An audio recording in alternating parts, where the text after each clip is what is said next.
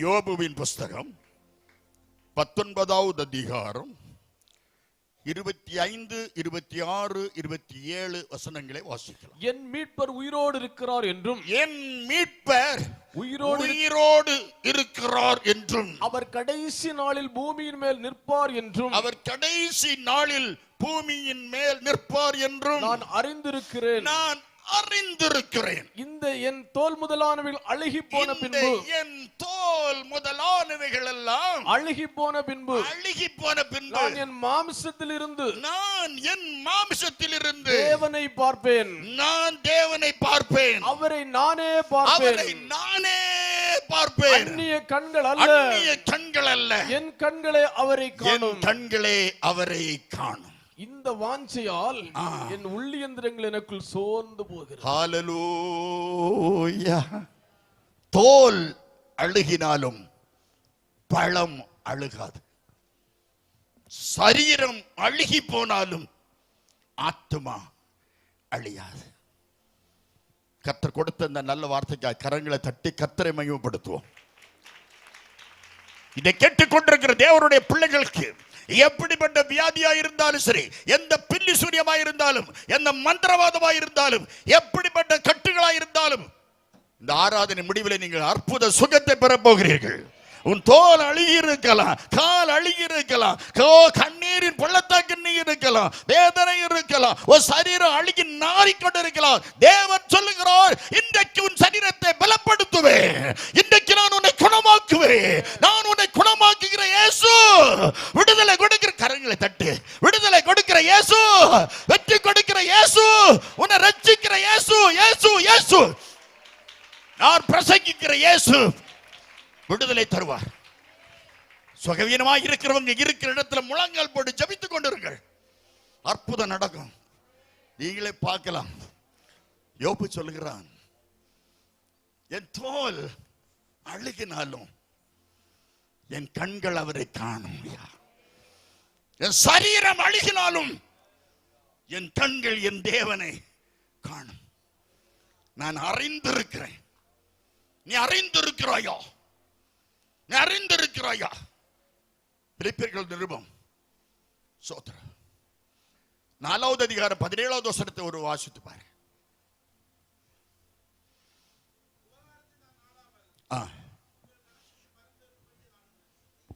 சோத்ரம் வாசிங்க, திருப்பி ஒரு வாசி. உபகாரத்தை நான் நாடாமல் உங்கள் கணக்குக்கு பலன் பெருகும்படியே நாடுகிறேன். உபகாரத்தை நாடவில்லை அவன். எனக்கு உபகாரம் பண்ணுவார்கள், உதவி செய்வார்கள், என் சொந்த மரம், என் பந்த மரம், என் மனைவி வருவாள், எனக்கு உபகாரம் பண்ணுவார்கள், உதவி பண்ணுவார்கள், எல்லாவற்றுக்கும் எனக்கு உதவி செய்வார்கள் என்று அவன் நினைக்கவே இல்லை. தோல் அழுகி போச்சு. அவனுக்கு உபகாரம் பண்ண யாரும் இல்லை. அவனுக்கு யாரும் இல்லை. எல்லாரும் கைவிட்டு விட்டார்கள். அழுதிருப்பான், கதறி இருப்பான். தொண்கள் அழுகிவிட்டது, நாற்றம் எடுத்தது, சுரண்டி கொண்டிருக்கிறான். சின்ன ஒரு குண்டூசி குத்தினாலும் நம்ம தாங்க முடியாது. தோல் அழுகி புழுக்கள், வேதனை, நாற்றம். கிட்ட யாரும் வரல, நண்பர்கள் வரவில்லை, சிநேகித்தவர்கள் வரவில்லை. யோபுக்கு சுகவீனம் என்று அறிந்தவர்கள் ஓடி வந்தவர்கள், தலையில மண்ணவாரி போட்டு அழுது கதறினவர்கள் இப்போது இல்லை. அவனை விட்டுவிட்டு எல்லாவற்றும் விட்டுவிட்டு ஓடிவிட்டார்கள். ஹெல்ப்புக்கு யாரும் இல்லை, உபகாரம் பண்ண யாரும் இல்லை. அவன் அழுகிறான். என் தோல் சரீரம் எல்லாம் எனக்கு அழுகி போனாலும் அந்நிய கண்கள் அல்ல, என் சொந்த கண்கள் காணும். நான் என் தேவனை சோத்திரன் நானே பார்ப்பேன். இரவல் வாங்கின கண் அல்ல, என் சொந்த கண்கள் அவரை காணும். மத்தேயு எழுதின சுவிசேஷம் 10வது அதிகாரம் 22வது வசனத்தை வாசித்து பாருங்கள். மத்தேயு 10:22. என் நாமத்தின் நிமித்தம் நீங்கள் எல்லாராலும் பகைக்கப்படுவீர்கள். முடிவு பரியந்த நிலைத்து நிற்பவனே ரட்சிக்கப்படுவான். முடிவு பரியந்த நிலை நிற்கணும். முடிவு பரியந்தம் நிலை நிற்பவனே ரட்சிக்கப்படும். முடிவு பரியந்தம். யோவான் எழுதினான் 8வது அதிகாரம் 31வது வசனத்தில் வாசிக்கும் போது யோவான் 8:31 சொல்கிறது, இயேசு தம்மை விசுவாசித்த யூதர்களை நோக்கி, நீங்கள் என் உபதேசத்தில் நிலைத்திருந்தால் மெய்யாகவே என் சீஷரா இருப்பீர்கள். உபதேசத்தில் நிலைச்சிருக்கணும். யோவான் 15வது அதிகாரம் 9வது வசனத்தை வாசித்து பாருங்கள். யோவான் 15:9 சொல்லுங்கள், அன்பாயிருக்கிறது போல நானும் உங்களில் அன்பாயிருக்கிறேன். என்னுடைய அன்பிலே நிலைத்திருங்கள். அன்பில் நிலைத்திருங்கள். இரண்டாவதாக அன்பில் நிலைத்திருங்கள். 1 கொரிந்தியர் 7வது அதிகாரம் 20, 24 இந்த வசனங்களை வாசிக்கும் போது 1 கொரிந்தியர் 7வது அதிகாரம், அவனவன் தன் அழைக்கப்பட்ட நிலைமையிலே நிலைத்திருக்க கடவன். அழைப்பில் நிலைத்திருக்க வேண்டும். 24வது வசனம், சகோதரரே அவனவன் தான் அழைக்கப்பட்ட நிலைமையிலேயே தேவனுக்கு முன்பாக நிலைத்திருக்க கடவன். அழைப்பில் நிலைத்திருக்க வேண்டும், உபதேசத்தில் நிலைத்திருக்க வேண்டும், அன்பில் நிலைத்திருக்க வேண்டும், அழைப்பில் நிலைத்திருக்க வேண்டும். பவுல் கொரிந்து சபைக்கு எழுதுகிறார். 1 கொரிந்தியர் 16வது அதிகாரம் 13வது வசனத்தை வாசித்து பாருங்கள். 1 கொரிந்தியர் 16:13, விழித்திருங்கள், விசுவாசத்திலே நிலைத்திருங்கள். விசுவாசத்திலே நீங்கள் நிலைச்சிருக்கணும். உபதேசத்தில், அன்பில், அழைப்பில், விசுவாசத்தில் நீங்கள் நிலைத்திருக்க வேண்டும். அல்லேலூயா. யோவான் எழுதுகிறார். 2 யோவான் அப்போஸ்தலன் சொல்லும்போது 2 யோவான் 9வது வசனம் சொல்கிறது. 2 யோவான் 9வது வசனம் சொல்கிறது, கிறிஸ்துவின் நிலைத்திராமல். என்ன சவுண்ட் அப்பா, வாசிங்க. கிறிஸ்துவின் உபதேசத்திலே நிலைத்திராமல், கிறிஸ்துவின் உபதேசத்தில் நிலைத்திராமல் மீறி நடக்கிற எவனும், பாடினாலும் பிரயோஜனம் இல்ல, ஆடினாலும் பிரயோஜனம் இல்ல, பிரசங்கம் பண்ணினாலும் பிரயோஜனம் இல்ல, என்ன செய்தாலும் பிரயோஜனம் இல்ல. கிறிஸ்துவின் உபதேசத்தில் நிலைத்திருக்கணும். 1 யோவான் 2வது அதிகாரம் 27வது வசனத்தை வாசிக்கும் போது யோவான் அப்போஸ்தலன் சொல்கிறார், நீங்கள் அவராலே பெற்ற அபிஷேகம், நீங்கள் அவராலே, மனுஷன் அல்ல. ஊதனா வராது. நிறைய பேர் ஊதனா போதைப்போம், ஊதன உடனே அபிஷேகம். சோத்திரம். ஒரு அல்ல சொல்லுங்க, ஊதிட்டு போட்டு சோத்திரம். அதல்ல. கிறிஸ்துவின் அபிஷேகத்திலே, கிறிஸ்துவின், வாசிங்க, நீங்கள் அவராலே பெற்ற அபிஷேகத்தில் உங்களில் நிலைத்திருக்கிறது. ஒருவரும் உங்களுக்கு போதிக்க வேண்டியதில்லை, உங்களுக்கு டீச் பண்ண வேண்டாம். இப்பவும் டீச் பண்ணியும் உங்களுக்கு பிரயோஜனம் இல்ல. உங்களுக்கு ஒருத்தனும் டீச் பண்ண வேண்டாம். ஒரு அல்ல, நமக்கு எல்லாம் தான் தெரியுமே, நமக்கு எல்லாம் தெரியும். வழி மாறி போறவனுக்கு எல்லாம் தெரியும், வழிகட்டு போறவனுக்கு எல்லாம் தெரியும், தரைகட்டு போறவனுக்கு எல்லாம் தெரியும். வழியை விட்டு, நீதிமொழிகள் 15வது அதிகாரம் 10வது வசனத்தை வாசித்து பாரு. வழியை விட்டு விலகிறவனுக்கு புத்திமதி விசனமாயிருக்கும். எவன் சொன்னாலும் கேட்க மாட்டான், டாடா சொன்னாலும் கேட்க மாட்டான், பாட்டா சொன்னாலும் கேட்க மாட்டான், பிர்லா சொன்னாலும் கேட்க மாட்டான், இயேசுநாதரே சொன்னாலும் கேட்க மாட்டான். வழியை விட்டு விலகிறவனுக்கு புத்திமதி விசனமாயிருக்கும். கலாத்தியருக்கு பவுல் சொல்றான், 2வது அதிகாரம் 2வது வசனத்தை வாசித்து பாரு. கலாத்தியர் 2வது அதிகாரம் 2வது வசனத்தில், நான் தேவ அறிவிப்பினாலே போய் புறஜாதிகளுக்கு நான் பிரசங்கிக்கிற, கலாத்தியர் 2வது அதிகாரம் 2வது வசனம், நான் தேவ அறிவிப்பினாலே போய் புறஜாதிகளுக்கு நான் பிரசங்கிக்கிற சுவிசேஷத்தை அவர்களுக்கு விவரித்து காண்பித்தேன். ஆயினும் நான் ஓடுகிறதும், அழகா சொல்றேன், நான் ஓடுகிறதும் ஓடினதும் வீணாகாதபடிக்கு, ஓடுகிறதும் வீணாகாதபடிக்கு, ஓடினதும். இப்ப நான் ஓடிட்டே இருக்கேன். அதுவும் நான் இதுக்கு முன்னாடி ஓடினதும் வீணாகாதபடிக்கு எண்ணிக்கை உள்ளவர்களுக்கே தனிமையாய் விவரித்து காண்பித்து. அல்லேலூயா. கொஞ்சம் பேருக்கு தான் நான் சொல்லி இருக்கிறேன்னு சொல்றான். பிலிப்பியர் 3வது அதிகாரத்திலே 8வது வசனத்தில் பவுல் சொல்கிறான்.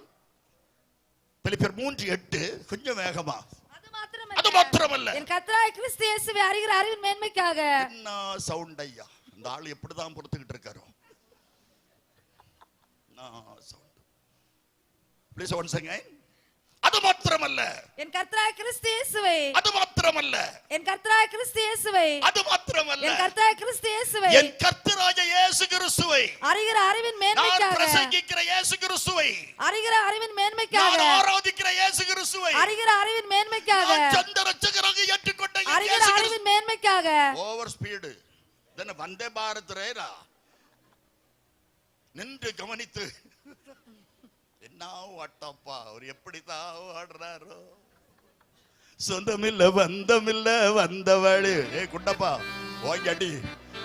சொந்தமில்ல பந்தமில்ல வந்தவழி நிலையும் இல்ல, சோகனனை பகிர்ந்து கொள்ள தாக தீர்க்க யாரும் இல்லை. மாயைதான் உலகம், மாயைதான் மாற்றம், உலகம் மாயைதான், உலகம் மாயைதான் மாற்றம், உலகம் மாயைதான். அது மாத்திரமல்ல, என் கர்த்தராகிய இயேசு கிறிஸ்துவை அறிகிற அறிவின் மேன்மைக்காக, சொந்த இரட்சகரை அறிகிற அறிவின் மேன்மைக்காக, தெய்வத்தை அறிகிற அறிவின் மேன்மைக்காக,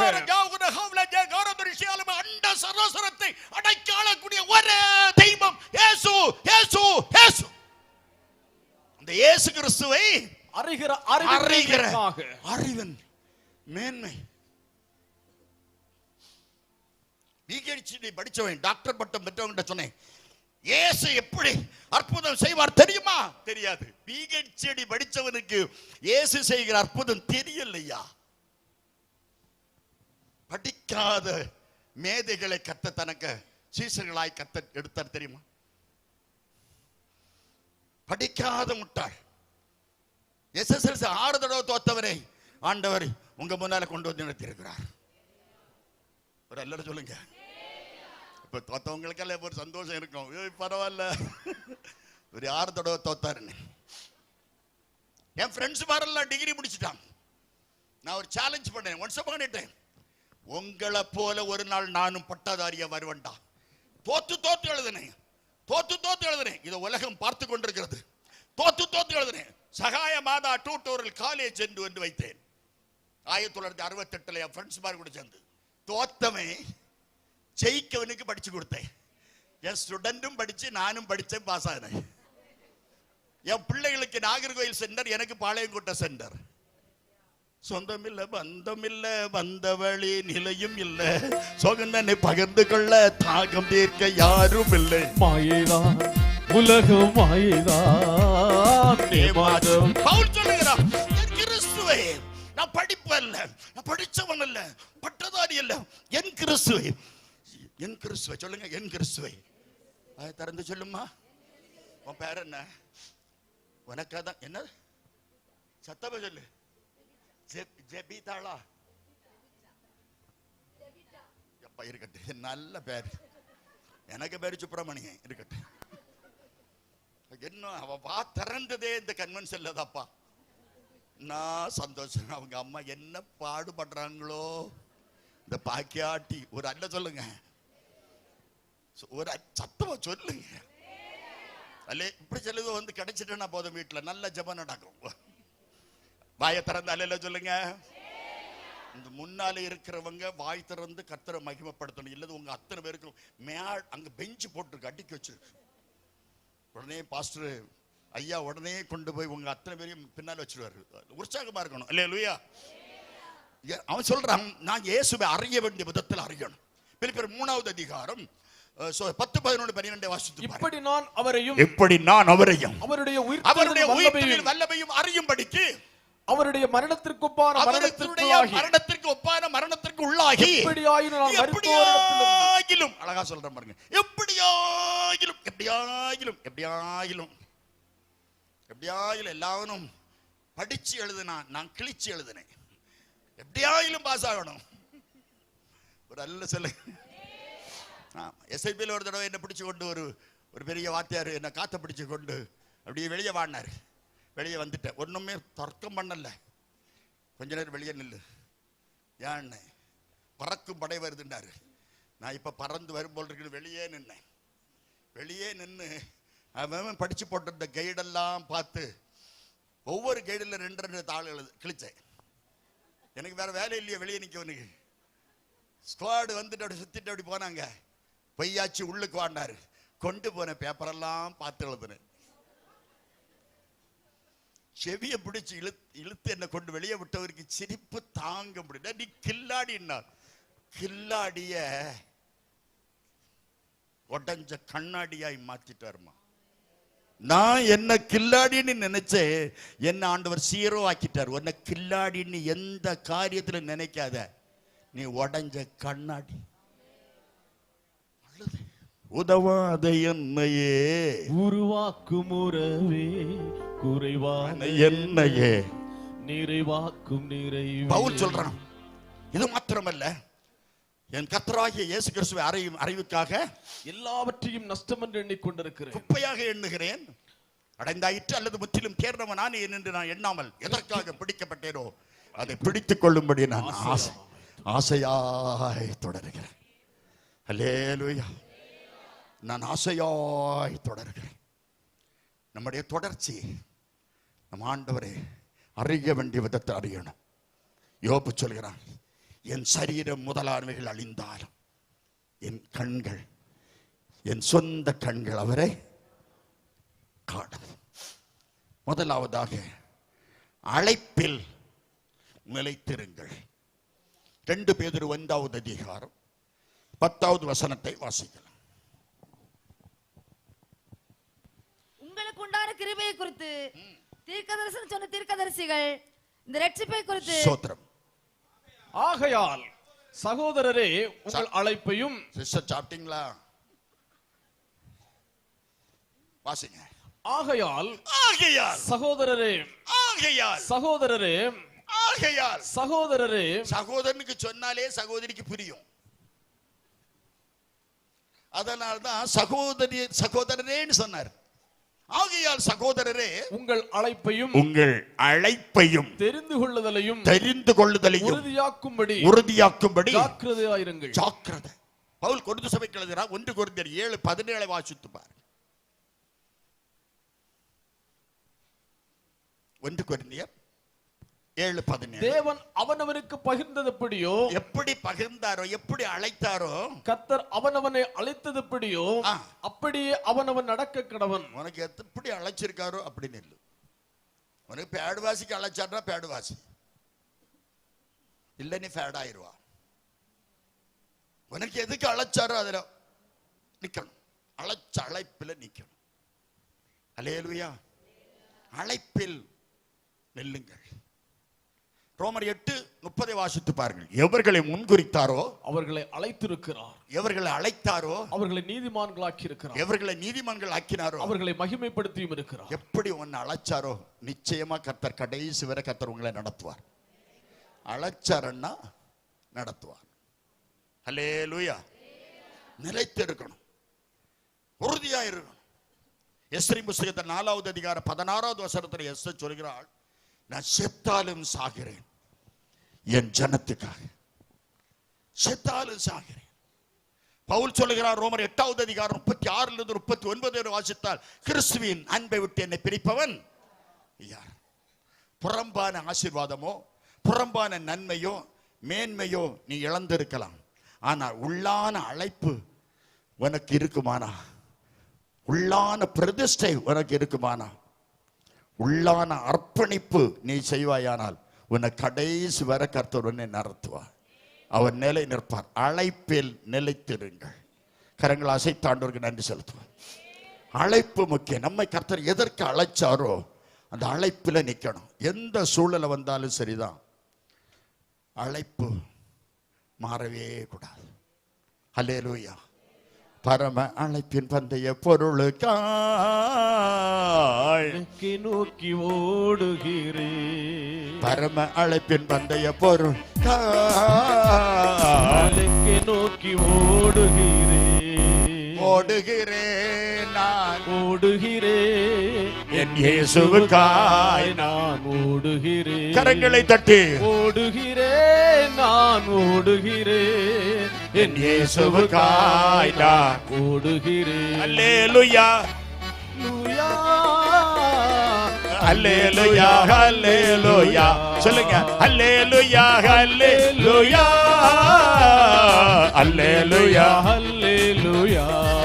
பரம அழைப்பின் பந்தய பொருளுக்காய் நாளுக்கு நோக்கி ஓடுகிறேன். பரம அழைப்பின் பந்தய பொருளுக்காய் நாளுக்கு நோக்கி ஓடுகிறேன். அல்லேலூயா, ஹல்லேலூயா. அழைப்பு முக்கியம். கர்த்தர் உங்களை அழைத்திருந்தால் அழைப்பில் நின்று பாருங்கள். ஒரு சப்ஜெக்டை உங்களுக்கு முன்னால் வைக்கிறேன். சோத்திரம். அல்லேலூயா. நியாயாதிபதிகளின் புஸ்தகத்தை புரட்டும். நியாயாதிபதிகள் 4வது அதிகாரம் முதல் வசனத்தை வாசிக்கும் போது, ஏகூத்து மரணமடைந்த பின்பு இஸ்ரவேல் ஜனங்கள் கர்த்தருக்கு விரோதமாய் பொல்லாப்பு செய்தார்கள். ஏகூத்து மரணம் அடைஞ்சிட்டான். இஸ்ரவேல் ஜனங்கள் அடிக்கடி தடுக்கி விழுந்து வருகிறார்கள். ஒவ்வொரு நியாயாதிபதிகள் காலத்திலும் விழுந்து எந்திரிப்பார்கள். ஏகூத்து மரணம் அடைந்த போது அவர்கள் பொல்லாப்பு செய்தார்கள். 4வது அதிகாரம் 2வது வசனம் சொல்கிறது, ஆகையால் கர்த்தர் அவர்களை ஆத்சோரில் ஆளுகிற யாபீன் என்று சொல்லக்கூடிய கானானியருடைய ராஜாவின் கையில் யாபீன் என்று சொல்லக்கூடிய கானானிய ராஜாவிடத்திலே இஸ்ரவேல் ஜனங்களை கர்த்தர் ஒப்பு கொடுத்தார். அவனுக்கு செசரா என்று சொல்லக்கூடிய ஒரு சேனாதிபதி இருந்தார். அவன் 20 வருஷம் இஸ்ரவேல் ஜனங்களை கொடுமைப்படுத்தினான். அவனுக்கு 900 இரும்பு ரதங்கள் இருந்தது. ஜனங்களை எவ்வளவு கொடுமைப்படுத்த முடியுமோ அவ்வளவு கொடுமைப்படுத்தினான், வேதனைப்படுத்தினான். தாங்க முடியல இஸ்ரவேல் ஜனங்களுக்கு. அழுதார்கள், கர்த்தரை நோக்கி பார்த்தார்கள். அந்த நியாயாதிபதிகள் நியாயம் விசாரித்த காலத்திலே தெபோராள் என்று சொல்லக்கூடிய ஒரு நியாயாதிபதி, ஒரு தீர்க்கதரிசி. அவள் நியாயாதிபதியாகவும் தீர்க்கதரிசியாகவும் இருந்து தீர்க்க தரிசனம் சொன்னாள். 6வது வசனத்தை வாசித்து பார். அவன் நப்தலில் உள்ள கேதாசில் இருக்கிற அபினேகாமின் குமாரன் பாராக்கை வரவழைத்தாள். அழைப்பு பாராக்குக்கு போகுது. தெபோராள் என்ற தீர்க்கதரிசி, தெபோராள் என்ற நியாயாதிபதி பாராக்கை அழைத்தாள். பாராக்கே இங்க வா. அவனுக்கு ஒரு அழைப்பு வருது. கூட்டத்தில் எத்தனை பேருக்கு துண்டு விழுதோ தெரியல. சோத்ரம். நான் சில வருஷங்களுக்கு முன்பாக சாந்தபுரத்தில் நான் போஸ்ட்மேனாக வேலை பார்த்த கார். சாந்தபுரம் CSI சபையிலே கிறிஸ்துமஸுக்கு ஒரு பரிசு வச்சிருந்தார்கள். முதல் பரிசு ரேடியோ. ஒரு டிக்கெட் ₹1. 1980 என்று நான் நினைக்கிறேன். ஒரு டிக்கெட் ₹1. மதர்ப்புக்கு மரியாதைக்கு உடைய CSI போதகர் அவர்கள் ராஜையன் என்ற ஒரு அருமையான ஐயா இருந்தார். நான் அவருக்கும் போஸ்ட்மேன் தானே. போஸ்ட்மேன் ஒரு துண்டு எடுங்க, உங்களுக்கு பிரைஸ் கிடைக்கும்னார். என்னையா பிரைஸ்? எனக்கு ஒண்ணுமே கிடைக்காது, நான் யோகம் கட்டவேன் சொன்னேன். இல்லை ஒன்று எடுங்க, ₹1 தான். உடனே நான் ₹1 கொடுத்து ஒரு துண்டு எடுத்தேன். கிறிஸ்துமஸுக்கு போஸ்ட் ஆபீஸ் கிடையாது, லீவ். போன் கிடையாது, லேண்ட்லைனும் கிடையாது, ஒரு லைனும் கிடையாது. நான் கிறிஸ்துமஸ் எல்லாம் முடிஞ்சு வேலைக்கு போறேன். எனக்கு போஸ்ட் ஆபீஸ்ல ஆபீஸ் திறக்கிறதுக்கு முன்னுக்கே போதகர் அவர்கள் அங்கு வந்து நிற்கிறார்கள். ஐயா என்னையா என்று கேட்டேன். போஸ்ட்மேன் பிரைஸ், ஃபர்ஸ்ட் பிரைஸ் உங்களுக்கு தான் விழுந்திருக்கிறார். என்னை 80லேயே ஆண்டவர் சாந்தபுரம் CSI சபையில முதல் பரிசு ரேடியோவை பெற கர்த்தர் திட்டம் வச்சிருந்தார் பாருங்க. நான் சாந்தபுரத்திலேயே ரசிக்கப்பட்டு சாந்தபுரத்திலே ஒரு சபை வைத்து 41 வருஷம் சபை நடத்துவேன் என்று நான் நினைக்கல. கர்த்தர் எனக்கு முன்னாடியே நினைச்சு எனக்கு ஃபர்ஸ்ட் பிரைஸை கொடுத்த ரேடியோவை. உன்னை முன் குறித்திருந்தால் கர்த்தர் உன்னை எப்படியாவது நடத்துவார். தீர்க்கதரிசியாகிய தெபோராள் சொல்லுகிறார், பாராக்கே வா என்று கூப்பிட்டார், அழைத்தாள். யாபீனுடைய சேனாதிபதியாகிய செசராவை கர்த்தர் உன் கையில் தருவார் என்று தீர்க்கதரிசியாகிய தெபோராள் சொன்னாள். தீர்க்க தரிசனத்தை யாரும் அற்பமாய் எண்ண வேண்டாம். பரிசுத்த ஆவியானவர் உங்களுக்கு சொல்லுகிறது, காலதாமதம் ஆனாலும் அது நடக்கும் என்று வேதம் சொல்லுகிறது. காலதாமதம் ஆனாலும் அது நடக்கும். தெபோராள் சொன்னதற்கு பாராக்கு சொல்லுகிறான். 8வது வசனம். அதற்கு பாராக், நீ என்னோட கூட வந்தால் போவேன், என்னோட கூட வராவிட்டால் நான் போக மாட்டேன் என்றான். தீர்க்கதரிசியை பார்த்து சொல்றான், நீ வருவியா? நீ தானே தீர்க்கதரிசனம் சொன்னா, நீ ஏன் கூட வா, வந்தால் நான் போவேன். பாப்பமே செசராவை என் கையில ஒப்பு கொடுப்பதை பார்க்கலாம். நீ தீர்க்கதரிசி தானே, நீ நியாயாதிபதி தானே, நீ என்னோடு வா, நீ வந்தா நான் போவேன். இது ஊழியத்துக்கு லாயக்கு இல்ல, உதவாக்கரைக்கு தான் லாயக்குது. அழைச்ச அழைப்புல நிக்கணும். நீ வந்தா நான் போவேன், இது என்ன அர்த்தம்? அல்லேலூயா. அழைப்பு அதல்ல. கிதியோனை பார்த்து ஆண்டவர் சொன்ன வார்த்தை, உனக்கு இருக்கும் பலத்தோட நீ போ. தாவீது அநேகம் பேரை கூட்டிக் கொண்டு கோலியாத்தை கொல்வதற்கு வரவில்லை. தாவீது தனித்து வந்தான். அழைப்பு தாவீதுக்கு இருந்தது. அல்லேலூயா. சொந்த சகோதரர்களை பார்க்க போற தாவீதுக்கு உலக மக்களை காப்பாற்ற, இஸ்ரவேல் ஜனங்களை காப்பாற்ற அவன் உள்ளத்துக்குள்ள ஒரு ஏவுதல். தேவன் அவனை அழைத்து, சோத்திரம், அவன் கையில தேவன், தாவீது கையில் ஆயுதம் இல்லாதிருந்தது, பட்டயம் இல்லாதிருந்தது என்று வேதம் சொல்கிறது. தாவீதை வெறுங்கையோடு கோலியாத்தை எதிர்க்க தேவன் அனுப்பினார். கரங்கள் அசைத்தாண்டவருக்கு நன்றி சொல்லு. நீ வந்தான் நான் போவேன்.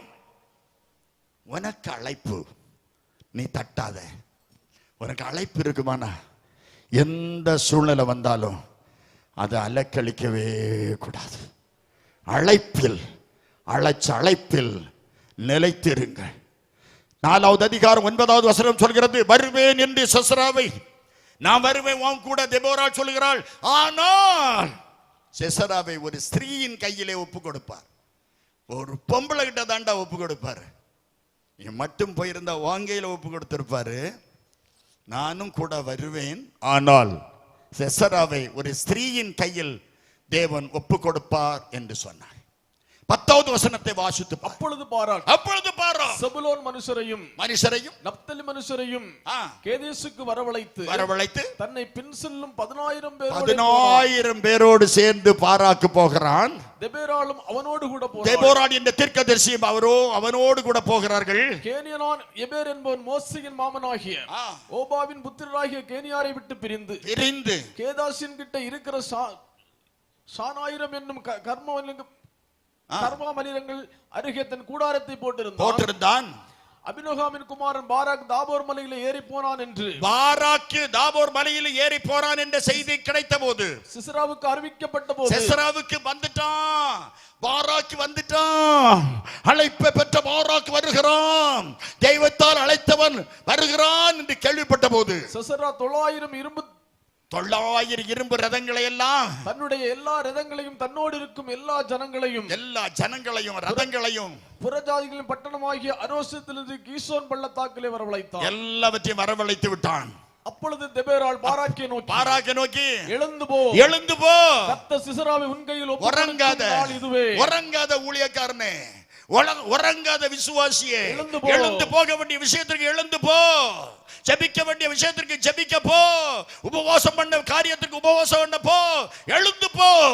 பாராக்கே எழுந்து போ, கர்த்தர் சிசராவை உன் கையில் ஒப்பு கொடுக்கும் நாள் இது. இந்த சான்ஸ் விடாத, இந்த சந்தர்ப்பத்தை விடாதே என்று அவள் சொன்னாள். வாசிங்க.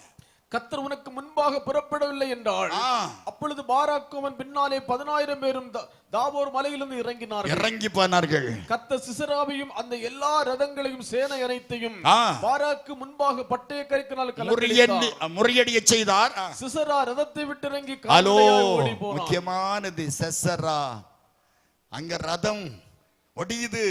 ரதத்தை எல்லாம் ஆண்டவர் அடிச்சு நொறுக்கிறாரு, வீரர்கள் எல்லாம் அடிச்சு நொறுக்கிறார் ஆண்டவர்.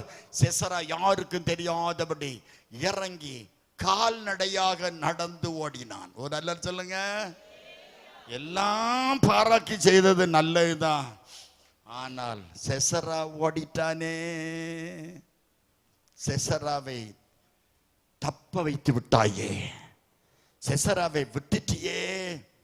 பாராக்கு கேர்லெஸ், கவனம் இல்லாமல் இருந்து விட்டான். சிசரா நடந்து போவான் என்று யாரும் அவனை நினைக்கவே இல்லை. ஓடுகிறான். யோசுவாவின் புத்தகத்தில் 11வது அதிகாரம் 22வது வசனத்தை நீங்கள் வாசிப்பீர்களே ஆனால், யோசுவா 11, இஸ்ரவேலின் புத்திரரின் தேசத்தில் ஏனாக்கியர் ஒருவர் மீது வைக்கப்படவில்லை. காசாவிலும் காத்திலும் காசாவிலும் காத்திலும் அஸ்தோத்திலும் மாத்திரம் சிலர் மீதியா இருந்தார்கள். யோசுவாவை கர்த்தர் மோசே அழிக்க சொன்ன எல்லாவற்றையும் சோத்திரம் எல்லாவற்றையும் யோசுவா அழித்தான். ஆனால் காத்தையும் காசாவையும் அஸ்தோத்தையும் மட்டும் விட்டுட்டான், அழிக்காமல்.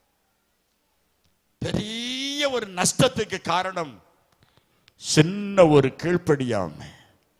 யோசுவா கீழ்ப்படியாமையினாலே 3 தேசத்தை விட்டதுனால 3லும் இருந்து இஸ்ரவேல் ஜனங்களுக்கு முள்ளு உருவாயிற்று. கரங்கள் அசைத்தாண்டவருக்கு சொல்ற, அழிக்காமல் விட்டவைகள் அவனுக்கு முள்ளுகளும் கூர்களும் ஆயிற்று என்று இந்த வேதம் சித்தரிக்கிறது.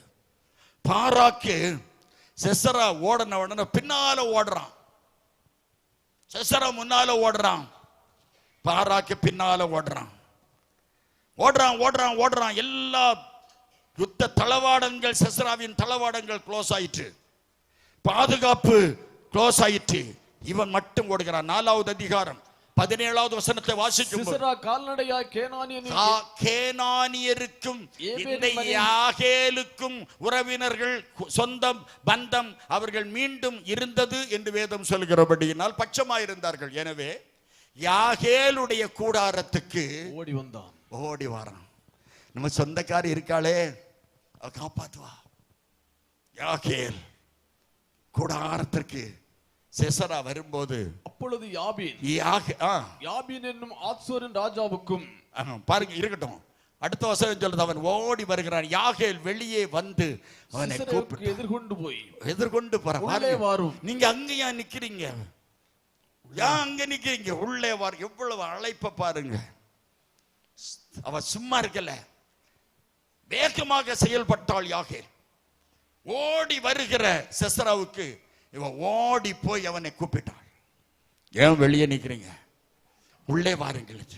அவன் உள்ளே வந்தான். என் ஆண்டவனே என்னண்டை உள்ளே வாரும் பயப்படாதீயும் என்று அவனோடு சொன்னாள். எனக்கு பயப்படுகிறீர்கள், பயப்படாதீர்கள் என்று சொன்னாள். அப்படியே அவனண்டையில் கூடாரத்தில் உள்ளே வந்தபோது அவனை ஒரு சமுக்காலத்தினாலே மூடினாள். முதல் வந்ததும் மூடி போட்டாள். ஒரு அல்லேலூயா சொல்லுங்க.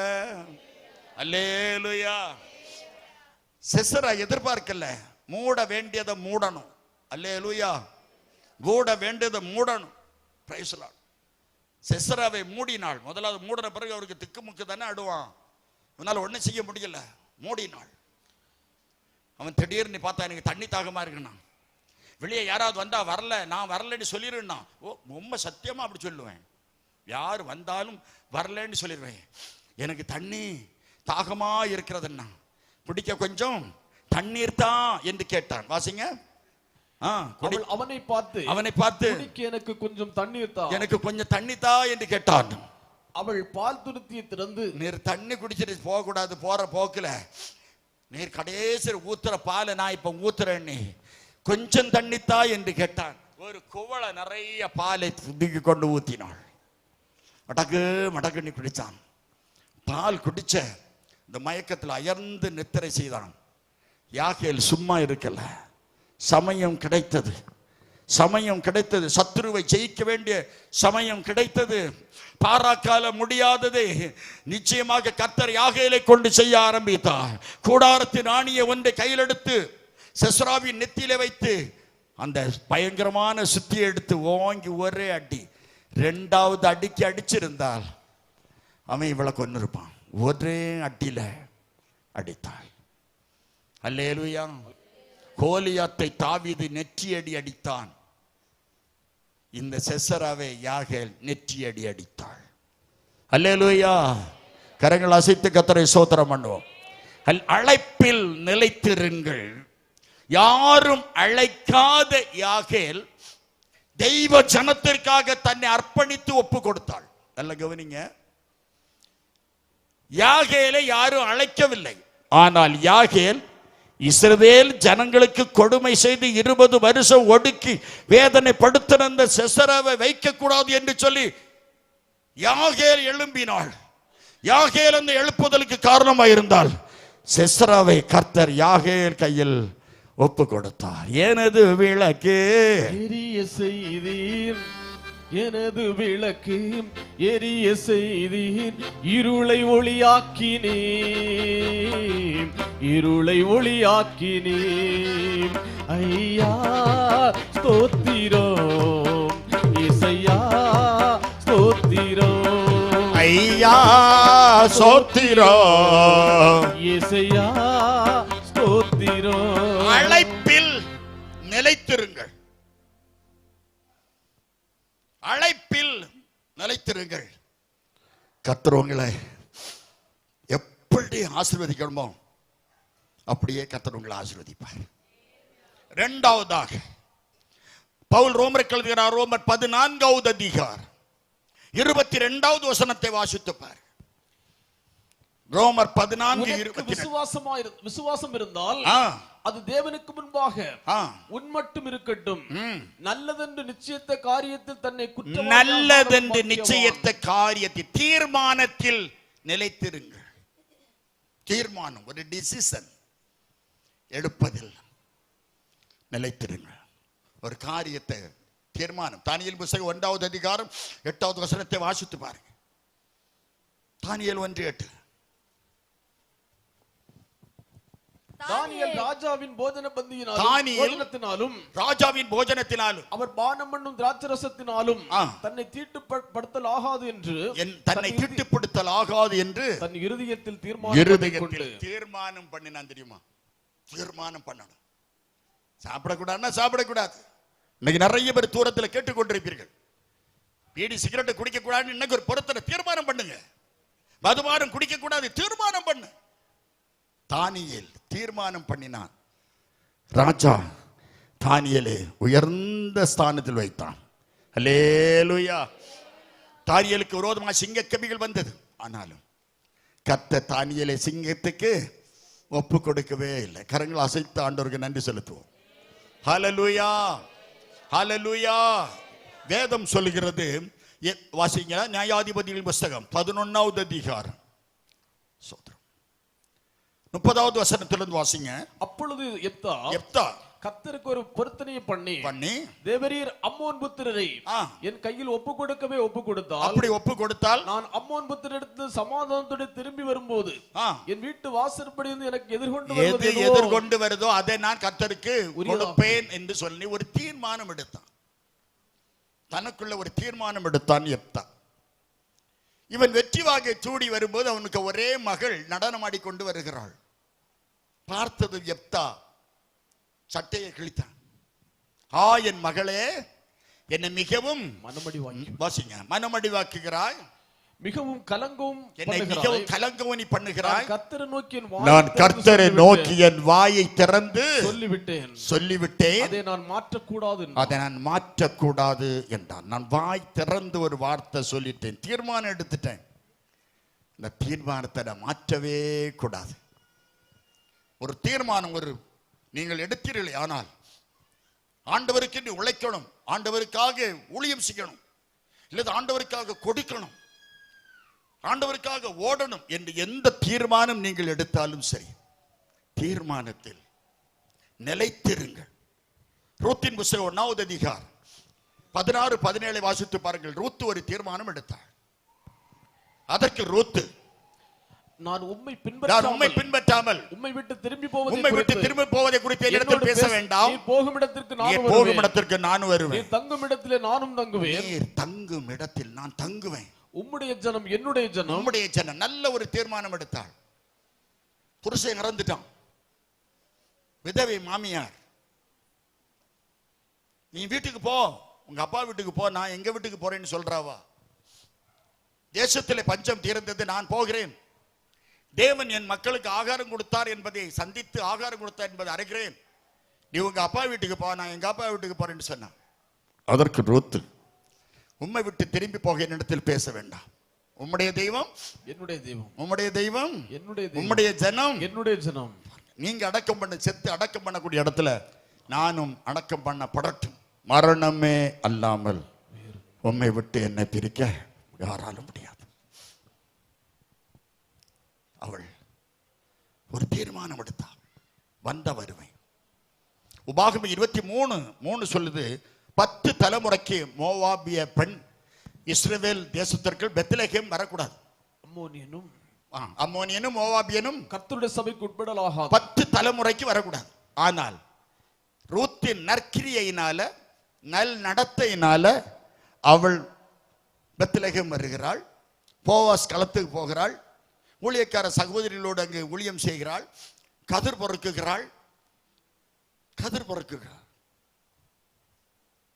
மாமியிட்ட கதிர் பொறுக்கிறதுல கொஞ்சம் ஆகாரம் கிடைச்சதெல்லாம் கொண்டு கொடுத்துருவா.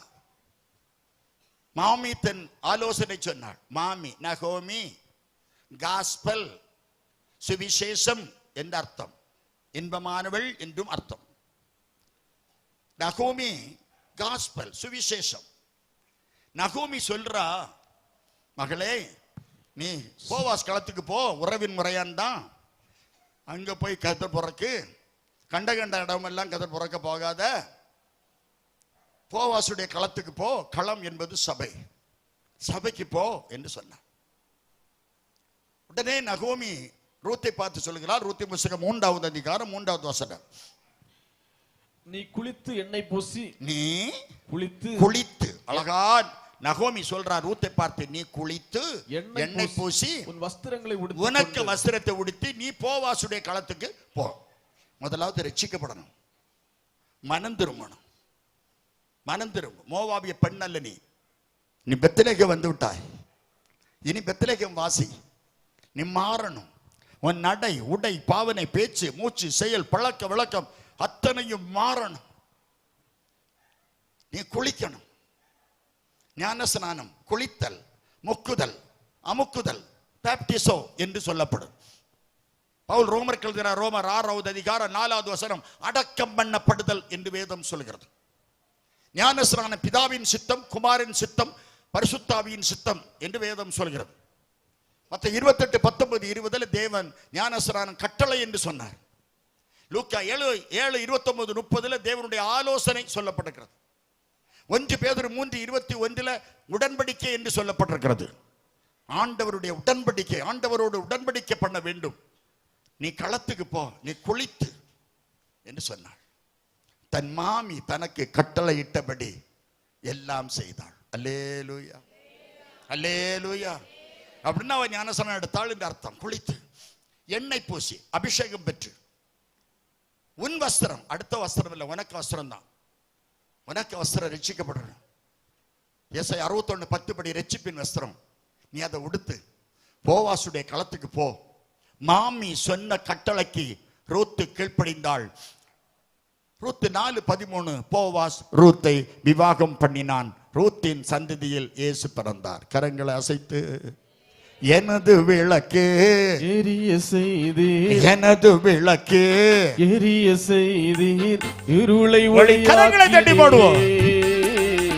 இருளை ஒளியாக்கினே ஐயா ஸ்தோத்திரம், ஏசையா ஸ்தோத்திரம், ஐயா ஸ்தோத்திரம், ஏசையா ஸ்தோத்திரம். எல்லாரும் ஒரு தீர்மானம் எடுப்போம். அப்படியே கரங்களை உயர்த்துங்க. சோத்திரம் ஆண்டவரே. ரூத் எடுத்த தீர்மானம் ஆண்டவரே. அப்படி கை உயரட்டும், என் கீழே போடுது. ரூத் எடுத்த தீர்மானம் ஆண்டவரே. நாங்கள் தீர்மானம் எடுக்கிற ஆண்டவரே. நீ ஒரு தீர்மானம் எடுத்து பாரு. அழைப்பில் நிலைத்து நில்லுங்கள். தீர்மானத்தில் நிலைத்து நிற்க வேண்டும். தீர்மானம் இன்னைக்கு ஒரு தீர்மானம் எடுத்து ஆகணும். எல்லாம் ஒரு தீர்மானம் எடுக்கணும். சோதரம், நான் ஊழியத்திற்கு வரும்போதே கர்த்தர் சமூகத்தில் ஜெபித்தேன். ஆண்டவரே, கடைசி வரை என்னை நீர் கைவிடக்கூடாது. சோதரம், எத்தனை விதமான சோதனைகள், வேதனைகள், பாரங்கள், கவலைகள், கஷ்டங்கள் எது வந்தாலும் நீர் எங்களை கைவிடக்கூடாது. உம்மை வார்த்தையை நம்பி நாங்க போகிறோம். உம்முடைய வார்த்தையை நம்பி நீ சாந்தபுரத்துக்கு போ என்று சொன்ன அந்த வார்த்தையை நம்பி நாங்கள் போறோம். ஆண்டவரே, எப்போது எங்க கூட இருக்கணும் ஆண்டவரே என்று சொல்லி ஒரு நிமிஷம் கரங்களை உயர்த்த அப்படியே சோத்திரம், கொஞ்ச நேரம் சோத்திரம் பண்ணுங்க. சோத்திர ஆண்டவரே, சோத்திர ஆண்டவரே, எங்களை பலப்படுத்து சொல்லுங்க. எங்களை பலப்படுத்த ஆண்டவரே, எங்களை பலப்படுத்துங்க ஆண்டவரே. எங்கள் பலகீனங்களை மாற்றுங்க ஆண்டவரே, எங்கள் பலகீனங்களை மாற்றுங்க ஆண்டவரே, எங்களை தைரியப்படுத்துங்க ஆண்டவரே. எந்த சத்துருவும் யாரையும் ஆண்டவரே வஞ்சித்து விடாதபடி, யாரையும் கெடுத்து விடாதபடி ஆண்டவரே, உம்முடைய சத்தியத்துக்கு ஒப்பு கொடுக்க விடாதபடி, தடுத்து விடாதபடி காத்துக்கொள்ளும் ஆண்டவரே. ஒரு தீர்மானம் எடுக்கிறோம் ஆண்டவரே. ரூத் ஒரு தீர்மானம் எடுத்தாள். கரங்கள் அசைத்து கர்த்தரை ஸ்தோத்திரம் பண்ணுவோமா? அல்லேலூயா. ரூத்தினுடைய தீர்மானம் கடைசி வரை நிலைத்து நிற்க கர்த்தர் உதவி செய்தார். எத்தனையோ எதிர்ப்புகள் வந்தது. சோத்திரம். சொந்த ஊர்ல இருந்துருவாள் என்று நினைத்தார்கள். ஓர்பாள் நினைத்தாள் ரூத்து போக மாட்டா என்று. ஆனால் ரூத்து புறப்பட்டு போனாள். ரூத்தின் புஸ்தகம் கடைசி வரையிலும் கர்த்தர் வைத்தார். ஓர்பாளை எங்கு தேடியும் காணவில்லை. கரங்கள் அசைத்தாண்டுங்க நன்றி செலுத்துவோமா? ஹல்லேலூயா, ஹல்லேலூயா. கர்த்தர் தீர்மானத்தில் நாம் நிலைத்து நிற்க வேண்டும். மூன்றாவதாக வாசிக்கலாம். யோனாவின் புஸ்தகத்தில் 2வது அதிகாரம் 9வது வசனம் சொல்லுகிறது. யோனா 2:9. நானோவெனில் துதியின் சத்தத்தோடு உமக்கு பலியிடுவேன். துதியின் சத்தத்தோடு நான் உமக்கு பலியிடுவேன். நான் பண்ணின பொருத்தனை செலுத்துவேன். பொருத்தனையை நான் செலுத்துவேன். ரட்சிப்பு கர்த்தருடையது என்றான். பொருத்தனையில் நிலைத்து நில்லுங்கள். பொருத்தனை பொருத்தனை பண்ணாத பண்ணணும். அந்த பொருத்தனையில் நிலைச்சு நிற்கணும்.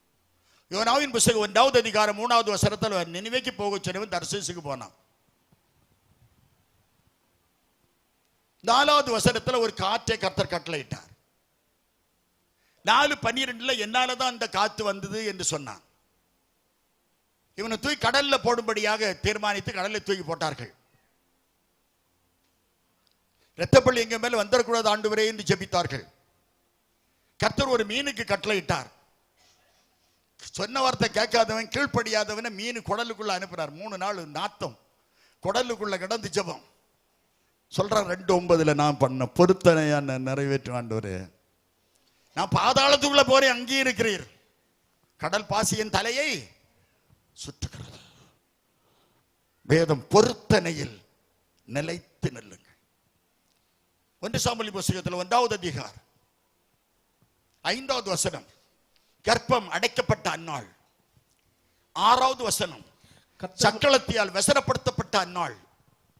10:11 அவள் தேவாலயத்துக்கு ஓடுகிறாள். வேற எங்கேயும் போகல. அந்நாள் தேவனுடைய ஆலயத்தை நோக்கி ஓடுகிறாள். ஜாதகம் கேட்க போகல, குறி சொல்லக்கூடியது கேட்க போகல, ஜோசியம் பார்க்க போகல, உலக மக்களை தேடி போகவில்லை. தேவனுடைய ஆலயத்தில் ஆண்டவரை தேடி ஓடுகிறாள். அல்லேலூயா. கரங்கள் அசைத்து கர்த்தரை ஸ்தோத்திரம் பண்ணுவோம். அல்லேலூயா. ஆண்டவரே, அடியாளின் சிறுமியை கண்ணோக்கி பார்த்து அடியாளுக்கு ஒரு ஆம்பளை பிள்ளை தந்தா. அவன் உயிரோடு சகல நாளும் உமக்கே தருவேன் என்று சொன்னாள். ஒரு பொருத்தனை பண்ணினாள். அல்லேலூயா. ஒரு பொருத்தனை பண்ணார். 1 சாமுவேல் 1:19 கர்த்தர் அவளை நினைத்தார். அவ்வளவுதான். அவள் கர்ப்பவதியாகி ஒரு குழந்தையை பெற்றவனுக்கு சாமுவேல் என்று பெயர் போட்டார். அவளே போட்டா. கர்த்தரத்தில் கேட்டு பெற்றுக்கொண்டேன் என்று சாமுவேல் என்று பெயர் போட்டாள். அன்னாளுடைய பொருத்தனை ஆம்பளை பிள்ளை. உடனே 20வது வசனத்திலிருந்து நீங்க வாசித்து பாருங்க. சில நாள் சென்ற பின்பு அன்னாள் கர்ப்பவதியாகி ஒரு குமாரனை பெற்று கர்த்தரிடத்தில் அவனை கேட்டேன் என்று சொல்லி அவனுக்கு சாமுவேல் என்று பெயரிட்டாள். அடுத்த வசனம். எல்கானா என்பவன் கர்த்தருக்கு வருஷாந்தரம் செலுத்தும் பலியையும், வருஷந்தோறும் பண்ணக்கூடிய பலியையும், தன் பொருத்தனையும் செலுத்தும்படியாக அவன் ஆலயத்திற்கு புறப்பட்டான். அன்னாள் கூட போகவில்லை. அன்னாளையும் கூப்பிட்டான். அன்னாளே வா, பிள்ளை எடுத்துட்டு வா, நம்ம எல்லாம் சர்ச்சுக்கு போவோம், அங்க போய் ஆண்டவருக்கு பலி செலுத்தி பிள்ளைய கொண்டு காட்டிட்டு வருவோம் என்று சொன்னான். அவன் சொன்ன, பிள்ளைய காட்டுறதுக்கு நான் வரமாட்டேன், பிள்ளை பால்குடி மறந்தது, பிள்ளைய கொண்டு விட்டு விடுவேன் என்றாள். ஒரு அல்ல சொல்லுங்க. பொருத்தனையில கரெக்டா இருந்தா. நான் விட்டு விடுவேன் தேவனுக்கென்று. அதை வாசிங்க. அன்னாள் கூட போகவில்லை. அவள் பிள்ளை பால் மறந்த பின்பு அவன் கர்த்தரின் சந்நிதியிலே ஆண்டவருடைய சன்னிதானத்திலே காணப்படவும் அங்கே எப்பொழுதும் இருக்கவும், ஆண்டவருடைய சன்னிதானத்தில் காணப்படவும் அங்கே எப்பொழுதும் இருக்கவும், எப்போது என் பிள்ளை தேவனுடைய சன்னிதானத்தில் இருக்கணும், என் பிள்ளை எப்போது தேவ சன்னிதானத்தில் காணப்பட வேண்டும் என்று அன்னாள் பொருத்தனை பண்ணி பொருத்தனை பண்ணினாள். புருஷன் சொன்னான், நீ வா பிள்ளைய கொண்டு காட்டிட்டு வந்துருவோம். காட்ட போவான்டான். நிறைய பேர் அப்படிதான். குழந்தை பிறந்த பிறகு சிலவங்க சர்ச்சுக்கே வர மாட்டாங்க. சர்ச்சுக்கே வர மாட்டாங்க. பிள்ளைய கொண்டு காட்டிட்டு போயிடணும். பாஸ்டர்கிட்ட கொண்டு பிள்ளைய காட்டணும். நீ பாஸ்டர்கிட்ட கொண்டு பிள்ளைய காட்டி பிரயோஜனம் இல்லை. ஆண்டவர்கிட்ட கொண்டு காட்டு. மலடி மலடி என்று சொன்ன மலடியாகிய அன்னாள் சொல்றா, காட்டிட்டு வர்றதுக்கு நான் பிள்ளைய கொண்டு போக மாட்டேன், விட்டுட்டு வர்றதுக்கு தான் நான் பிள்ளைய கொண்டு போவேன். மெதுவா சொல்லுங்க. அநேக பேருடைய இருதயத்தை குத்தணும். ஒரு பலாப்பழம் காய்ச்சா பலாப்பழம் தேவ சபையில வரணும். பலாப்பழத்தை கொண்டு காட்டிக்கிட்டு கொண்டு போயிடக்கூடாது. அவர் என்ன செய்வாரு? கோழி முட்டை போட்டா முட்டையை கொண்டு சர்ச்சில் கொண்டு பலிபீடத்தில் கொண்டு வச்சுட்டு போகும்போது எடுத்துட்டு போகாதுங்க. அப்படி செய்ய மாட்டீங்களா? அன்னாலும் செய்யல. பிள்ளைய கொண்டாங்க விட்டுட்டே போயிட்டா. ஒரு அல்ல சொல்லுங்க. நம்ம விடுவோமா? நம்ம பிள்ளைகளை விடுவோமா? அதான் அவ கால் நீட்டி போட்டுக்கிட்டு இருக்கா. இருக்கட்டும், உங்களெல்லாம் சொல்லல, பரவாயில்ல. நாங்க உட்கார்ந்துடவே மாட்டோமே. கர்த்தர் உங்களுக்காக உட்காரியதுக்காக பலத்தை தந்திருக்கிறார். அன்னாளுக்கு ஒரு பொருத்தனை என்ன நல்லா பிடிக்கும். எங்க அப்பா எனக்கு குழந்தை பிறந்தால் நாம காத்த குத்தி கடுக்கம் போட வேண்டி பொருத்தனை பண்ணாரா. என்னத்துக்கு போட்டு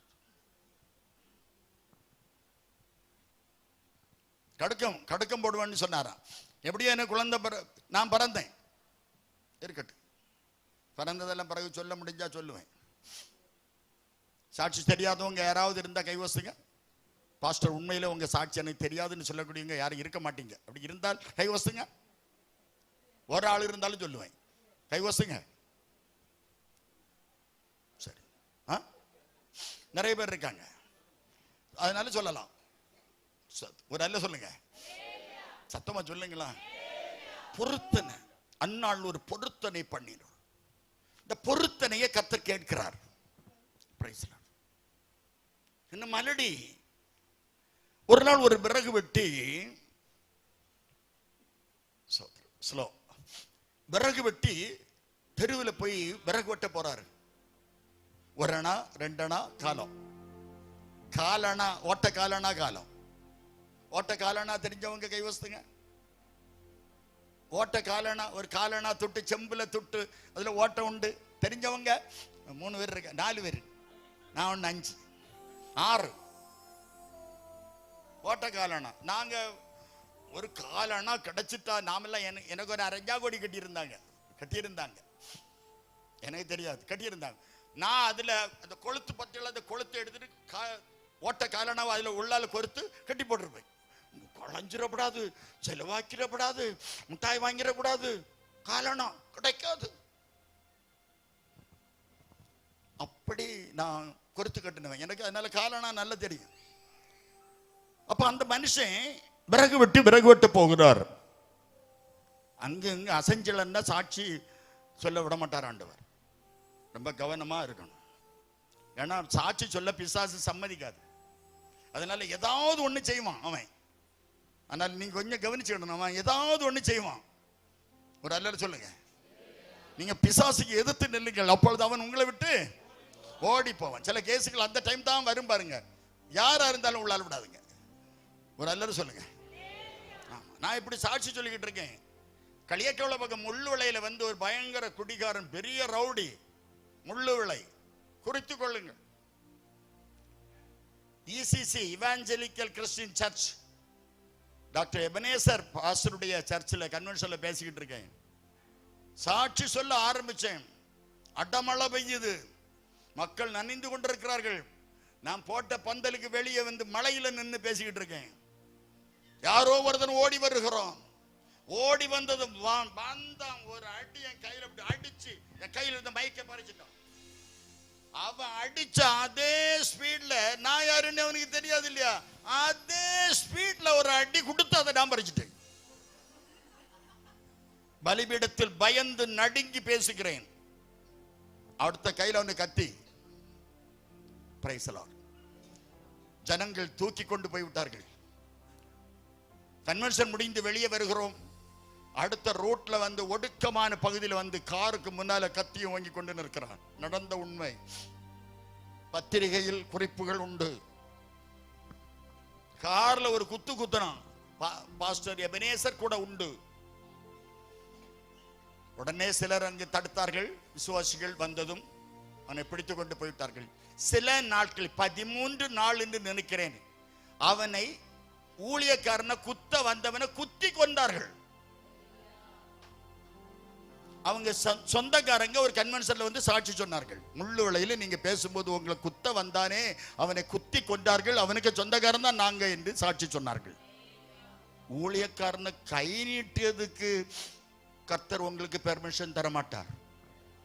ஊழியக்கார தாய்மார்களை தியாகமாக தங்கள் வாழ்க்கையை அர்ப்பணித்த தம்முடைய பிள்ளைகளை கை நீட்டி பேச கர்த்தர் உங்களுக்கு பெர்மிஷன் தர மாட்டார். அது அவர் பார்ப்பார். அது அவருக்கு வேலை. உனக்கு வேலையை நீ பாரு. மனுஷன் விறகு ஓட்ட போனார், மயங்கி விழுந்துட்டார். மயங்கி விழுந்தவரை தூக்கி போட்டு விட்டு வராண்டாவில் போட்டு தண்ணி கொடுத்தாங்க. உடனே அவரு கொஞ்சம் எந்திரிச்சாரு. அண்ணே, வாலிப பிராயம், நீங்க விறகு வெட்ட போகண்டான்னாக்கி நீங்க போங்கன்னு சொல்லி ஆளு கொஞ்சம் கலெக்ட் பண்ணி கொடுத்து அவர்கிட்ட கொடுத்து விட்டுட்டாங்க. அவர் போயிட்டாரு. அந்த விறகு வெட்டியினுடைய அண்ணனுக்கு பைத்தியம், அன்னிக்கு பைத்தியம், அண்ணனுக்கு மகனுக்கு பைத்தியம். ஒரே வீட்டில் அந்த விறகு வெட்டியினுடைய வீட்டில் 3 பேருக்கு பைத்தியம். ஒவ்வொன்னா கட்டி போட்டிருக்கு. ஒன்னு ஆ சொன்னா, ஒன்னு ஈ சொல்ல, ஒன்னு ஊ சொல்ல. நம்ம வீட்டில் இப்போ உள்ளது சொல்லுது இல்ல, சொன்ன வார்த்தை பிள்ளைகள் கேட்குதா? ஒன்னு ஆ சொன்னா, ஒன்னு ஈ சொல்ல, ஒன்னு ஊ சொல்லும். இவன் என் முன்னுக்கு இருக்கவா சொல்லவே மாட்டான். ஊமை, இந்த ஊமை போல இருக்கக்கூடிய கள்ளியெல்லாம் நம்ப கூடாது. அமிக்கர்த்தம், எங்க பாட்டி சொல்லுவாங்க, அமிக்கர்த்தம். ரொம்ப கவனமா இருக்கணும். இவ்வளவு ஊமை போல இருக்கப்படாது. 2026 சோசியலா பேச வேண்டிய காலம். ஹல்லேலூயா. அவ்வளவு பேரும் நீங்க ஜனாதிபதி ஆகலாம். நீங்க நினைச்செல்லாம் படிச்செல்லாம் நீங்க அத்தனை பேரும் ஜனாதிபதி. எல்லாம் இப்போ இனி அவ்வளவு லேடிஸ் தான். கொஞ்சம் நாட்கள் பாருங்க, அவ்வளவுதான். எல்லாம் லேடிஸ் வந்துடும். ரேஷன் கடெல்லாம் ஒருத்தனையும் ஆம்பளை கிடையாது. வீட்டு தலைவன் ஒருத்தனுக்கு லாயக்கு இல்லப்பா, பொம்பளை. என் ரேஷன் கார்டுல என் மனைவிக்கு போட்டோ போட்டிருக்கேன். நான் ரேஷன் கடைக்காரர்கிட்ட எப்படி போடலான்னு யார்கிட்ட கேட்டு போட்டிய? யார் ரேஷன் கார்டுல வீட்டு தலைவன், குடும்ப தலைவன் யாரு? நானா அவளா? பொம்பளைகளுக்கு எவ்வளவு எவ்வளவு ஆண்டவர் எவ்வளவு மதிப்பு வச்சிருக்காரு. ஒரு நல்ல சொல்லுங்க. நீங்க நினைச்சா போதும் தெரியுமா? நினைக்கலையே. நீங்க நினைச்சா ஒருத்தியே போதும். இந்த கன்வென்ஷன் செலவு அத்தனையும் கொடுத்துருவோம். ஒருத்தரே போதும். கரங்களை அசைத்து எதுக்கோ ஆண்டவர் பேசுறாரு. ஒரு நல்ல சொல்லுங்க. அவரு சொல்லாம சொல்லுவாரு, அதான் அவருக்கு வேலை. அல்லேலூயா. எப்படியோ ஒரு மயங்கிட்டாரு, போயிட்டாரு. எடுத்துட்டு போறாங்க, காசு கொடுத்தாங்க, போயிட்டாரு. அவங்க வீட்டுல 3 பைத்தியம் கிடக்குது. கொஞ்ச நாள் ஆச்சு. அவருக்கு வீட்டுல பார்த்தாங்க, இவருக்கு ஒரு கல்யாணம் பண்ணி வச்சிருவோன்ட்டு விறகு வெட்டிக்கு கல்யாணம் பாக்குறாங்க. விறகு வெட்டிக்கு பெண்ணு பாக்குறாங்க. பார்த்தாங்க பெண்ணு பார்த்தாங்க. கல்யாணம் ஓகே, ரெடி ஆயிட்டு. கல்யாணம் காலையில கல்யாணம். சாயங்காலம் 3 மணிக்கு பெண்ணை கூட்டிட்டு வராரு. விறகு வெட்டி மணப்பெண்ணை கூட்டி கொண்டு வருகிறார். மாப்பிள்ளை வீட்டுக்குள்ள, புருஷன் வீட்டுக்குள்ள பாட்டு போட்டாங்களோ போடலையோ, புருஷன் வீடு வாழ போகும் பொண்ணே இருக்கட்டும், என்னடி போட்டு ஏன்னா கல்யாணத்துக்கு போட்டிருந்து இந்த பாட்டு போட்டிருந்து. எனக்கு ஓம் கிரீம் கிரீம் கிரீம் கல்யாணமாக்கும் இப்படியே போட்டிருந்து. பெண்ணு விறகு வெட்டிக்க வீட்டுக்குள்ள கால் எடுத்து வச்சது டேய் ஒரு சத்தம். விறகு வெட்டி பயந்துட்டாரு. வீட்டுல உள்ளவங்க பயந்துட்டாங்க. திருப்பி ஒரு சத்தம் டேய். பக்கத்துல விறகு வெட்டி நிக்காரு. கையும் உடல காலும் உடல பார்த்தா கல்யாண பொண்ணு கிட்ட நிக்கவா, கழுத்துல நடந்த தாலியை அறுத்து, மாலையை அறுத்து, சேலையெல்லாம் கிழிச்சு தூக்கி எறிஞ்சுக்கிட்டு பைத்தியம் பிடிச்சி புருஷன் வீட்டுக்குள்ள கால் எடுத்து வச்சதும் பைத்தியம் பிடிக்குது. வீட்டில் உள்ளவர்கள் பெட்ஷீட்டு சேலை எல்லாம் சுத்தி கட்டி கொண்டு ஓடி போய் அவளை பிடிச்சிட்டு வந்தாங்க.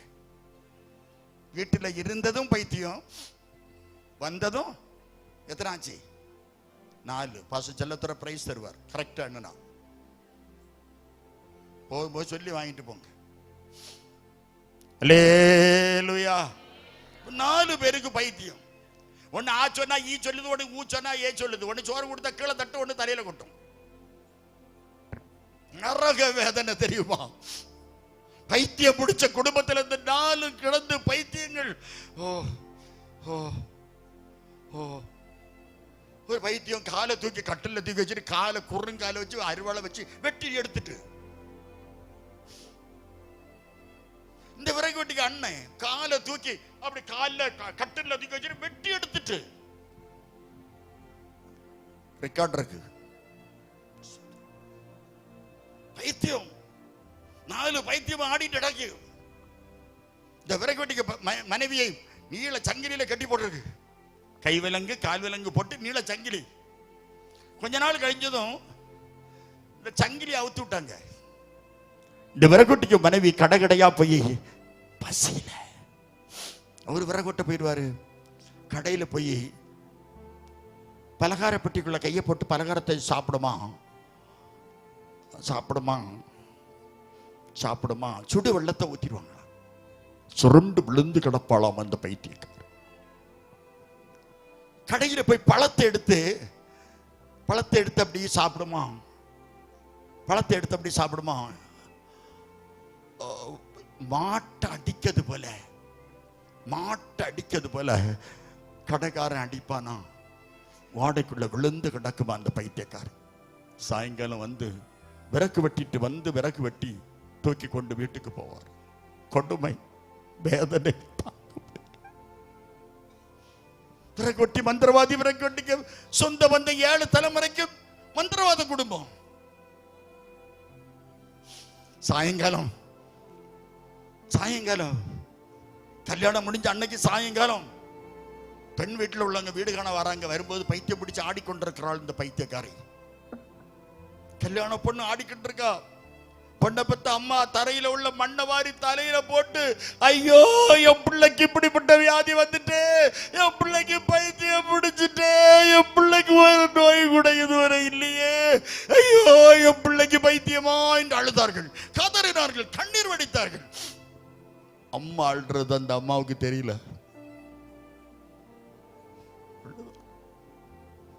பிறகு இடத்துல அவங்க அம்மா சொல்றாங்க, பொண்ணை பார்த்தாமா, ஐயா என் மகளுக்கு பைத்தியம் பிடிச்சிருச்சு, எங்க மகளை நாங்க கூட்டு போறோம், சுகான பிறகு கொண்டு விடுறோம் ஐயா என்று கையெடுத்து கும்பிட்டாங்களாம். அதற்கு அந்த விறகு வெட்டி, நாங்க மந்திரவாதி குடும்பம், நாங்க பூஜாரி குடும்பம், நாங்க என் மனைவியை பார்த்துக்கலாம், அவ வாழ்ந்தா என் மனைவி கூட நான் வாழ்வேன், செத்த என் மனைவி கூட நான் சாவேன், நீங்க போலான்னு பாருங்க. விறகு வெட்டி 1 வருஷம் இருந்தது பைத்தியம். 1 வருஷம் இவள் பைத்தியம் அழிந்து கொண்டிருந்தது. திடீரென்று ஒரு நாள் விறகு வெட்டி மனைவியை காணவில்லை. விறகு வெட்டி போலீஸ் ஊருக்குள் வராத காலம். ஊர் தலைவரிடத்தில் சொன்னார்கள். ஊர் தலைவர் தண்டோர அடித்து முரசு கொட்டி விறகு வெட்டினுடைய மனைவியை காணவில்லை, தேடுங்கள் என்று சொல்லி ஊர் மக்கள் தேடுகிறார்கள். திடீரென்று இந்த பெண்ணை பார்த்த போது பஞ்சாயத்து கிணத்துக்கு மேல ஆடிக்கொண்டிருந்தாள். கண்டுபிடித்து விட்டார்கள். விறகு வெட்டி கிணற்றை மூடுவதற்கு பலகைகள் கம்புகளை கொண்டு வர செய்து, வீட்டுக்கு ஒரு கம்பு கொண்டு வாங்கன்னு சொல்லி சிலர் கொண்டு வந்து நீள கம்புகளை போட்டு ஓலை பட்டை எல்லாம் போட்டு கிணத்தை மூடி அடித்து தள்ளினார்கள். கீழே விழுந்த அந்த விறகு வெட்டினுடைய மனைவி கொஞ்ச நேரம் மூர்ச்சேற்று கிடந்து திருப்பி ஞாபகம் வருது, எங்க அப்பா எங்க அம்மா எங்கன்னு தேட ஆரம்பிச்சாங்க. கல்யாணம் பண்ணதே தெரியல. அப்பா அம்மா மாட்டு வண்டி காலம், அப்பா அம்மா ராத்திரியோட ராத்திரியா வரவழைக்கப்பட்டார்கள். அந்த பெண்ணுக்கு ஞாபகம் வந்தது. கல்யாண பொண்ணு கல்யாணத்தன்னைக்கே பைத்தியம் முடிச்சு 1 வருஷம் பைத்தியமா இருந்து புருஷன் யாரு, அப்பா யாரு, அம்மா யாரு என்று தெரியாம பைத்தியம் பிடிச்ச குடும்பம். எப்படிப்பட்ட சாபம் பிடிச்ச குடும்பம். 7 தலைமுறைக்கு சாபம். அந்த குடும்பத்தில் 7 தலைமுறைக்கு சாபம். 7 தலைமுறைக்கு பைத்தியம் தீராது என்ற சாபம் இருந்தது. இந்த பெண் அழுது கதறி பார்த்தாள், முடியல. ஞாபகம் வருகிறது. ஞாபகம் வந்து 1 வருஷம் கழிச்சு பைத்தியம் சொகாகி 1 வருஷம் கழிச்சு ஒரு ஆண் குழந்தை பார்த்தது. அந்த ஆண் குழந்தை தான் உங்கள் முன்னால் பேசிக் கொண்டிருக்கிற இந்த சகோதரி ES மணி. கல்யாணத்தன்னைக்கே பைத்தியம் பிடிச்ச ஒரு பைத்தியக்காரிக்கு நான் பிறந்ததுனால என்ன பாசமா வளர்த்து எங்க அப்பா ஒரு பொருத்தனை பண்ணுறாராம், எனக்கு ஆம்பளை பிள்ளை கிடைச்சா காத்துல அவனுக்கு துவாரம் போட்டு கடுக்கும் போடுவேன். கடுக்கும் நான் ஒரு 10 பவுன்ல போடப்படாதா? இப்ப பயன்படுமே ஊழியத்துக்கு. நல்ல வேலை கடுக்கம் போடுவாராம். நான் பிறந்த உடனே திருச்செந்தூர்ல 19வது தூண் பக்கத்துல வைத்து எனக்கு சுப்பிரமணியன் என்று எங்க பெரியப்பா பேர் போட்டு, எனக்கு திருச்செந்தூர் முருகனுக்கு பேர் சுப்பிரமணியன் என்று சொல்வார்கள். அப்படி எங்க குடும்ப வழக்கத்தின்படி எங்க அப்பாவுக்கு அப்பா பேர் சுப்பிரமணியன், அம்மாவுக்கு அப்பா பேர் சுப்பிரமணியன். 2 கிழவனுக்கு பேரா எனக்கு கிடைச்சு. ஒரு பிம் ஜிம் டம்னு போடப்படாதா? பினு என்ன சபா, என்ன ஸ்வீட் நேம். ஒரு குண்டப்பன், என்ன ஸ்வீட். எனக்கு சுப்பிரமணியன் என்று பெயர் போட்டு நல்லா இருந்த என் காத்துல 2 வாட்டையை போட்டு 2 கடுக்கத்தை போட்டு விட்டார்கள். பல வருஷங்கள் எனக்கு அந்த கடுக்கம் கிடந்திருக்கு. இன்னும் தோரம் கிடக்கு. வேணா நீங்க டெஸ்ட் பண்ணி ஒரு 2 பவுன்ல கொண்டு போட்டு பார்க்கலாம். போட விட மாட்டேன், கையில தந்துடணும். அல்லேலூயா. கரங்களை அசைத்து கத்திர சோதரம் பண்ணும். அது இருந்துட்டு போட்டோம். எப்படியோ என்னை வளர்த்தார்கள். எனக்கு ஒரு ஜாதகம் எழுதினார்கள். மணவாளக்குறிச்சி ஜோசியன் ராகவன் என்பவரிடத்தில் எனக்கு ஒரு ஜாதகம் எழுத, ஃபேமஸ் ஜோசியக்காரன் ராகவன். இப்ப அவருக்கு மகன் இருக்கார். நீங்க வேணா போய் சந்தேகம் இருந்தால் போய் கேட்கலாம். ராகவன் இறந்து போனார். ராகவனிடத்தில் ஒரு ஜாதகம் எழுதினார்கள். எங்க அப்பா எனக்கு ஒரு ஜாதக பிறந்த டைமையெல்லாம் குறிச்சிட்டு போய் எழுத சொல்லியிருக்கார். அவன் எழுதினா, அஷ்டமத்த சனிதனிலே ஆண்குளம் தேவந்தே பிறந்தால் அவன் எங்க போனான்னு தெரியாது, நட்ட இடம் சுட்டுடுவான், நாடு விட்டு பறத்திடுவான் என்று சொல்லி 38 கண்டம். எனக்கு கண்டம் எத்தனையில் அதையாவது சொல்லுங்களா சத்தம் போட்டு. 38 கண்டம். அங்கதான் சவுண்டு. எனக்கு ஆப்போசிட் ஆள் அங்க இருக்கு. 38 ஜாலி முடியட்டு சொல்லக்கூடிய ஆள் தானே. 38 கண்டம். ராகவன் ஜோசியருக்கு கொடுத்த பைசா தண்டம். ஜோசியம் பொய், இயேசுதான் மெய். ஜோசியம் பொய், வசனம் தான் மெய். 38 எனக்கு கண்டம். என் அப்ப இயேசு கிறிஸ்து என்ன 38 என்னை ரட்சித்தார். அல்லேலூயா. நான் 38வது வயசுல ரட்சிக்கப்பட்டேன். ஏடு கட்டி எனக்கு குழி தோண்டி புதைச்சிருக்கணும் 38. என் ஜாதகம் கிழிஞ்ச ஜாதகத்தை கிழிக்க வச்ச இயேசு. 38 கண்டம். நான் ரட்சிக்கப்பட்ட பிறகு ராகவன் கிட்ட மகன் கிட்ட போய் கேட்டேன், சோத்திரம் தம்பி இந்த ஜாதகத்தை பாருன்னு. செத்த ஜாதகம் தூக்கி போடுறான். கொப்பை எழுதுன ஜாதகம், கொப்பை எழுதுனதுன்னு பார்த்தான். 38 கண்டம். சோத்திரம். ஒரு சொல்லுங்க, பெரிய தடை. எனக்கு கல்யாணமே நடக்கல. 38 கண்டம். எவன் பண்ணு கட்டி கொடுப்பான்? விறகு வெட்டி கொடலி வெட்டி கஷ்டப்பட்ட எங்க அப்பா அம்மாவுக்கு நாங்க 6 பிள்ளைங்க. ஒரு தங்கச்சி தவிர வேற அத்தனையும் பட்டினி கிடந்து வளர்ந்தவங்க நாங்க. கடைசியில் உள்ளவளை தவிர 5 பிள்ளைகளை பெத்த தாய் தகப்பனுக்கு அரை வயிறு கஞ்சி கொடுக்க முடியல. கோடாலி வெட்டிட்டு வந்து 7 மணிக்கு வந்து அதுக்கு பிறகுதான் அரிசி மீன் கிழங்கெல்லாம் வாங்கிட்டு வருவாரு. அதுக்கு பிறகுதான் பொங்கி எடுத்து வடிச்சு எடுத்து தருவாங்க, சாப்பிடணும். ஒரு மண்ணெண்ணெய் விளக்குண்டு என் தம்பி தங்கச்சி எல்லாம் அந்த அடுப்பங்கரையிலையும் மண்ணெண்ணெய் ஒரு விளக்கை சுற்றி 3 பேர் திருவிழா கடையில் இருக்கிறது போல சுற்றி இருந்து படிப்போம்.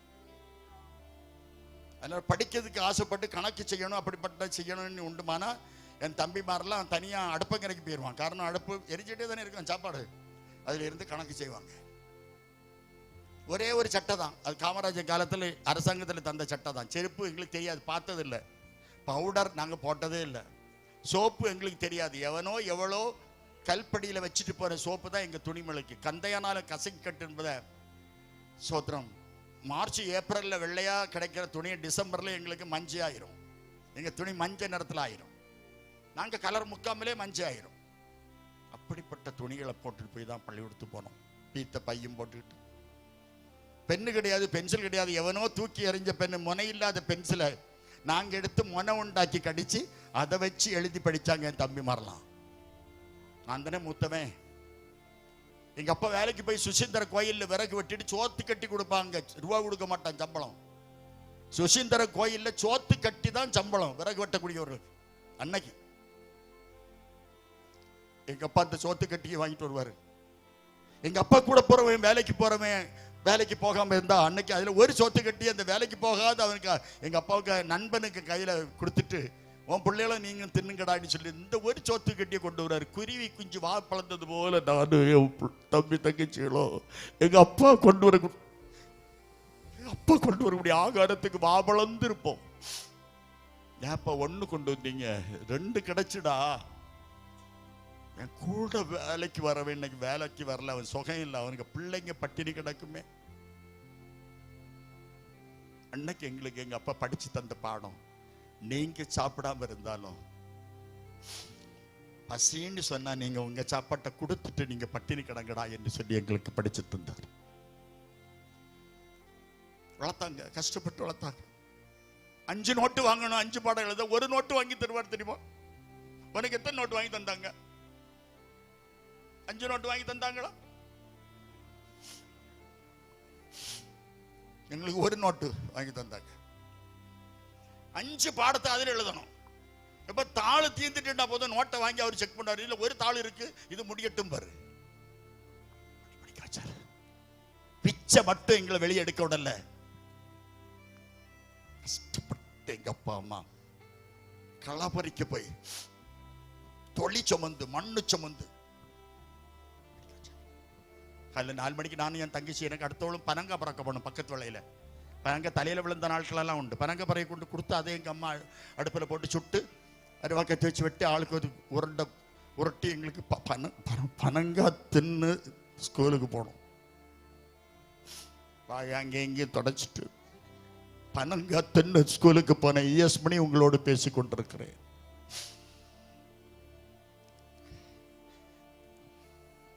கஷ்டப்பட்டு வளர்த்தாங்க. பெட்ஷீட் கிடையாது, பெரிய ஒரு சாக்கு தான் எங்களுக்கு பெட்ஷீட். அதுக்குள்ள எல்லாரும் சாக்குக்குள்ள காலை போட்டுருவோம். அப்படிதான் உறக்கம். தலையான பார்த்ததில்லை. பீத்த ஓலை தடுக்கு, பனந்தடுக்கு, பனை ஓலையில பாமுடைஞ்சு எங்களுக்கு படுக்க தருவார் எங்க அப்பா. கஷ்டப்பட்டு வளர்த்தாங்க, படிக்க வச்சாங்க. விறகு வெட்டி மாடா உழைச்சு உழைச்சு உழைச்சு உழைச்சு படிக்க வச்சாங்க எங்களை. சோத்தை எங்களுக்கு தந்துட்டு பச்சை தண்ணியும் கஞ்சி தண்ணியும் கலைக்கு குடிச்சிட்டு படுத்திருந்தாங்க எங்க அப்பா அம்மா. ஒரு நாள் 2-3 நாள் வேலைக்கு போகல எங்க அப்பா. 5 எங்க அப்பா கூட பிறந்தவங்க 5 பேர். 5 பேருக்கு வீடும் ஒரே வீடு, 5 வாசல். 5 பேருக்கு கல்யாணம் ஆகுது வேற கிளவி எங்க பாட்டி. 5 பிள்ளைகளுக்கு கல்யாணம் ஆகுது வேற ஒரே பானை சோறு. எல்லாருக்கும் ஒரே பானை சோறு பாட்டி விளம்பியிருக்காங்க சொல்வார்கள். 5 பேரும் சேர்ந்திருந்ததுல ஒரு பெரியம்மா வந்து, மணி வடிக்கலையா? இல்ல பெரியம்மா. உடனே வீட்டுக்குள்ள போய் குத்துப்போனி நிறைய சோறும் கஞ்சியும் தண்ணியுமா கொண்டு வந்து என் தம்பி தங்கச்சில பசிக்கண்ணா பசிக்கண்ணா பசிக்கண்ணா பசிக்கண்ணான்னு அழுது கதறினாங்க. அப்போ எங்க பெரியம்மா அப்படியே இந்த சோத்துக்குள்ள கையை போட்டு அப்படியே தூக்கி காட்டிக்கிட்டு மாட்டு தொட்டில கொண்டு ஊத்திட்டா. பெரியம்மா அப்படின்னு அந்த நாள் நான் ரவுடியா மாறிட்டேன். மாட்டு தொட்டில ஊத்திட்டிய பாவி, உனக்கு இருதயமே இல்லையா? உனக்கு பிள்ளைகளே இல்லையா? பச்சை பிள்ளைகள் எத்தனை நாள் பட்டினி, இப்படி செய்துட்டிய பெரியம்மா என்று பெரியமாக மாவுல பெரிய பெரிய ஒட்டு மாங்க காய்ச்சி கிடந்து என் ஃப்ரெண்ட்ஸ் மார் பள்ளிக்கூடத்தில் கூட படிக்க பையன்மாரை கூட்டு வந்து அடிச்சு உறுத்துங்கள, அடிச்சு உறுத்துட்டான். தேங்காய் விட்டு மாங்காய் விட்டு அழி. சின்ன சின்ன சின்ன சின்ன ரவுடித்தனம் பெரிய பெரிய பெரிய பெரிய ரவுடியா மாறி குடிக்க ஆரம்பிச்சு கெட்ட நபரோடு சேர்ந்து குடிச்சு அடிச்சு வடிச்சு வித்து நாசாங்கிட்டேன். பெரியம்ம கெடுத்த கெடுதி. பசி. தம்பி தங்கச்சில அழுதாங்க. உறைஞ்சமக்க போவோம், காலத்து பள்ளிக்கூடத்து பிறகு சனிய நேரம் தொழிற்சமக்க போவோம். கஷ்டப்பட்டு உழைப்பேன். என் பிள்ளை என் தம்பி தங்கச்சிகளை கஷ்டப்படுத்த விட மாட்டேன். அதுவே வாழைக்காயை பறக்கிட்டு வந்து வடசையில இருந்து எங்க மாமன்மாரெல்லாம் வாழைக்காய் வியாபாரி, அங்கிருந்து முதிர்ந்த வாழைக்காயை பறக்கிட்டு வந்து அதை அவிச்சு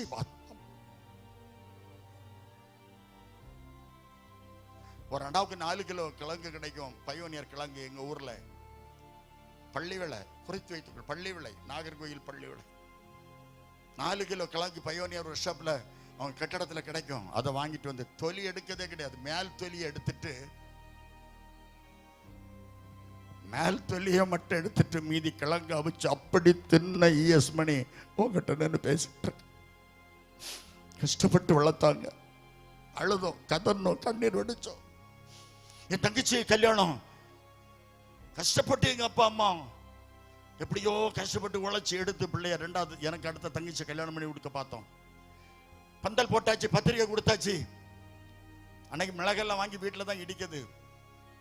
எனக்கு காய்கறி எடுக்கணும், கல்யாணம் பண்ணி கொடுக்கணும். 13 நாளைக்கு முன்னால தங்கச்சிக்கு பைத்தியம். எத்தனாச்சு?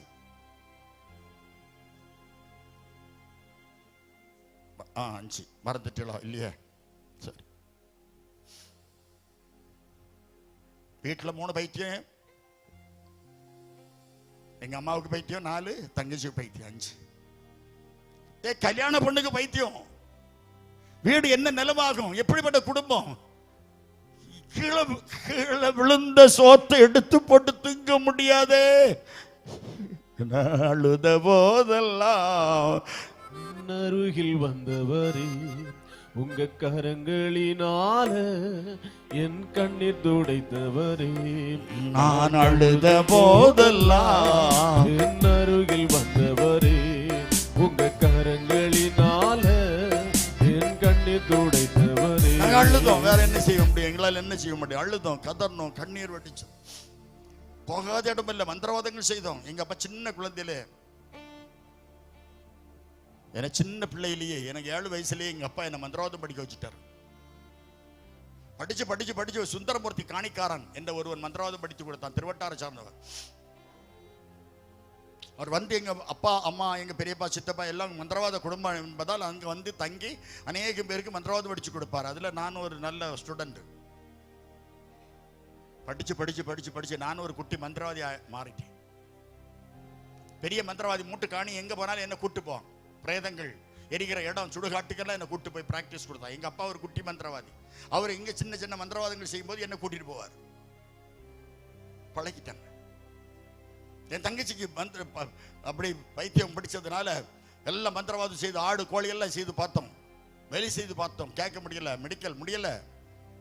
கல்யாணத்துக்கு 3 நாளைக்கு முன்னாடி ஞாபகம் வந்துட்டு, எப்படி வந்ததோ தேவன் அறிவார், கல்யாணம் பண்ணி கொடுத்துட்டோம். சில வருஷங்கள் அப்படி போச்சு பாருங்க. எனக்கு கல்யாணத்தை பார்த்தாங்க, எவன் கட்டி கொடுப்பான்? அஷ்டமத்த சனிதனிலே ஆண் குழந்தை வந்த பிறந்தால் நட்ட இடம் சுட்டுடுவான், நாடு விட்டு பறிச்சிடுவார். அஷ்டமத்தில் சரி 7ஆம் நாட்டான் தலையை சுத்துறான், 38 கண்டம். கல்யாணமே நடக்கல. நான் ஜாதகத்தை இன்னொருத்தன் கொண்டு கொடுத்தாங்க, சொன்ன 38 கண்டம், உனக்கு கல்யாணம் நடக்காதுன்னா. நடக்காது, நடக்க கூடாதுன்னா. ஏன் நீ 38 போயிடுவான்னா. நான் உன்னை சொன்ன ஏதாவது வழி உண்டான்னே சொல்லுன்னா, காசு கொடுன்னு நான் கொடுத்தேன். 98 கண்டம் எழுதிட்டான். 2வது எழுதுனது எத்தனை? இப்ப எத்தனை? 78 ஆச்சு. 2வது எழுதுனவனுக்கு பிறகு என்ன எத்தனை வருஷம் இருக்கு? அப்ப என்ன 20 கன்வென்ஷன் வரலாம். ஒரு அல்லல சொல்லுங்க. கண்டம் சும்மா ஜோஷி எல்லாம் போய் இயேசுதாமை அவருக்கு நியமிச்ச எத்தனை நாள் அப்பா நமக்கு தந்திருப்பாரோ அத்தனை நாள் இருந்துட்டு போயிட்டே இருக்கணும். அல்லேலூயா, அல்லேலூயா. அடைந்தாயிற்று அல்லது முற்றிலும் தேர்ந்தவனானேன் என்று எண்ணாமல் நான் எதற்காக பிடிக்கப்பட்டேனோ, நீ எதற்காக பிடிக்கப்பட்டாயோ அதை பிடித்துக் கொள்ளும்படி ஆசையாய் தொடருகிறேன். விடக்கூடாது. அழைப்புல நிலைத்து நிற்கணும், தீர்மானத்தில் நிலைத்து நிற்கணும், பொருத்தனையில நிலைத்து நிற்கணும். தவே கூடாது. யார் என்ன வேணாலும் சொல்லிட்டு போட்டு சின்னதிலே படிக்க வச்சுட்டாங்க. தானாகிய பொண்ணு பரலோகத்தில், பரலோகத்தில் அது என்ன பரலோகத்தில்? தானாகிய பொண்ணும் வாங்கிடா, தானாகிய பொண்ணும் பரலோகத்தில், பரலோகத்தில்.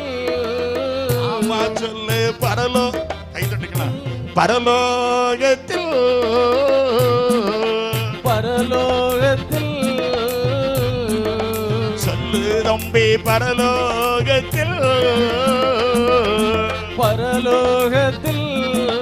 இயேசுநாதர் விற்றிருந்தார்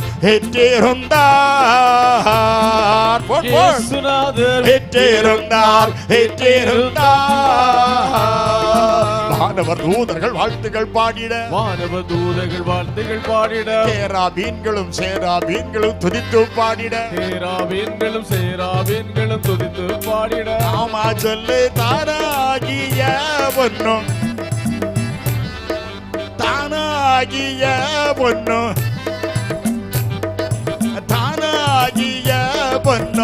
பரலோகத்தில் ஆமா சொல்லு பரலோகத்தில் சொல்லு தம்பி பரலோகத்தில் இயேசுநாதர் விற்றிருந்தார்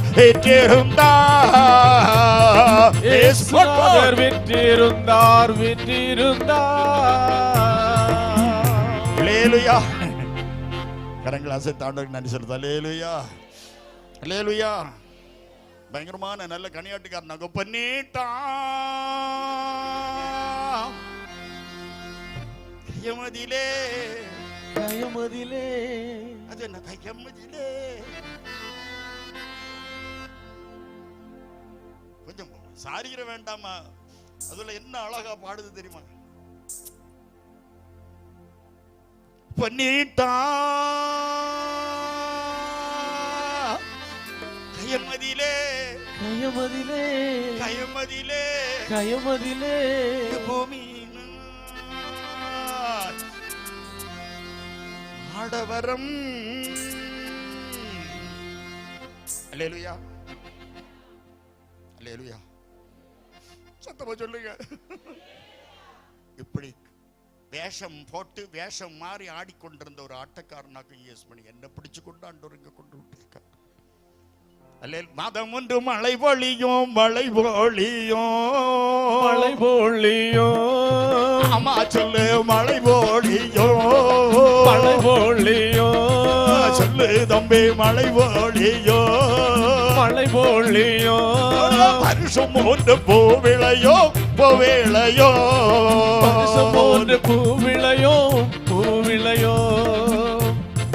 மாதம் ஒன்று மழை பொழியோ. நம்ம ஊர்ல நம்ம நாட்டுல மாதம் 3 மழை பெய்த இடமாக்கு இந்த கன்னியாகுமரி மாவட்டம். அல்லேலூயா. கரங்களா சித்துக்கு சோத்திரம் பண்ணுமா? அல்லேலூயா. எப்படி வில்லுபாங்காட்டு அடித்து கொண்டிருந்தவன், கிறுக்கு நாடக கிறுக்கு சினிமா கிறுக்கு பிடிச்சு ஆடிக்கொண்டு கிடந்தவன். எனக்கு அவன் பண்ணு கட்டி கொடுப்பான். நாகர்கோவிலில் கோர்ட்டில் வேலை பார்த்த ஒரு பிள்ளை, அது ஒரு டைப்பாக இருக்கும், நல்ல ஒரு டைப்பிஸ்ட், ஒரு டைப்பாக இருக்கும். எப்படியோ பார்த்தாங்க, பேசி முடிச்சுட்டாங்க. என்ன பெண்ணை பார்க்கணுமான்னு கேட்டாங்க. பெண்ணுக்கு அம்மா சொல்லிட்டா, பெண்ணை பார்த்தால் கட்டி கொடுக்க மாட்டேன். அந்த காலத்தில் 1977 பெண்ணை பார்த்து கெட்டிருந்தே கிடையாது. ஆனா நான் பார்த்துட்டேன். நானும் வேலை பார்த்தேன், அவளும் வேலை பார்த்தான்னால பார்க்காம இருப்பாங்களா? பார்த்தோம். அண்ணலும் பார்த்தாள், அவளும் பார்த்தாள். நான் அவன் வேலை பார்த்த ஆபீஸ்க்கே நான் போயிட்டேன். கல்யாணத்துக்கு முன்னாடி போயிட்டு எடுத்துட்டு, எஸ்கியூஸ் மீ, உங்க ஆபீஸ்ல தண்ணி இருக்கா? உடனே ஆமான்னு சொன்னாங்க. உடனே அவங்க எழும்பி ஒரு கிளாஸ் தண்ணி எடுக்க போனாங்க. நான் பார்த்தேன், நொண்டி இல்லை, சப்பானி இல்லை. தண்ணியை கொண்டு வந்தாக்க குடிச்சேன். ஒரு பேப்பர் கொடுத்துட்டு, ஒரு அட்ரஸ் அடிச்சு தருவீங்களா? உடனே ஒரு கவரை கொடுத்து ஒரு அட்ரஸ் கொடுத்தேன். உடனே டக்கு டக்கு டக்கு டக்குன்னு அடிச்சு தந்தாங்க. நான் பார்த்தேன், பரவாயில்ல, நல்லா கையெல்லாம் நல்லா தான் இருக்கு. டைப் படிக்குது, ஒரு மாதிரி டைப் படிக்குதுன்னு பார்த்துட்டு பெண்ணை பார்த்தாச்சுன்னா, ஒருத்தருக்கு தெரியாது, மாமியாருக்கு தெரியாது, கிளவி விட மாட்டா. எப்படியோ பார்த்துட்டோம். கல்யாணம் முடிஞ்சு 15 கழிஞ்சு விருந்துக்கு போயிருக்கும் போது இந்த டைப் அடிச்ச மேட்டரை கொண்டு அவட்ட கொடுத்தேன். எல்லாரும் இருக்கிறாங்க, மாமியாரும் உண்டு. இந்த மேட்டர், ஆமா இது எங்க ஆபீஸ்ல உள்ள பேப்பர் தான், எங்க ஆபீஸ்ல இருந்தா நான் அடிச்சேன், இது நான் அடிச்சு தந்தது தான். இது எப்போ அடிச்சீங்க? அது கல்யாணத்துக்கு முன்னுக்கே, லெட்டர் அடிக்கிறதுக்கு முன்னுக்கே நான் இதை அடிச்சுட்டேன். ஒரு அல்ல சொல்லு. அல்லேலூயா. சொந்தம் இல்ல, பந்தம் இல்ல, வந்த வழி நிலையும் இல்ல. வசனத்துக்கு வருவோம். அழுதேன், கதறினேன், கண்ணீர் வடிச்சேன். கல்யாணம் முடிச்சிட்டாங்க. எப்படியோ சந்தோஷமா கல்யாணம் முடியுது. கல்யாணம் பயங்கரமா குருக்கள் கல்யாணம் ஆகும். கல்யாணம் பண்ணும்போது நான் தான் தாலி கட்டியிருக்கேன், தெரியுது போட்டோல, ஆனா ஞாபகம் இல்லை. நல்லா குடிச்சிட்டு போயிட்டேன். கல்யாணம் பந்தல் சுத்துது, பெண்ணு சுத்துறா. சொந்தக்காரன் சுத்துறான், பந்தக்காரன் சுத்துறான், எல்லாருமே சுத்துறான். பந்தல் சுத்துது, மேடை சுத்துது. அப்படியே கல்யாணம் முடிச்சு.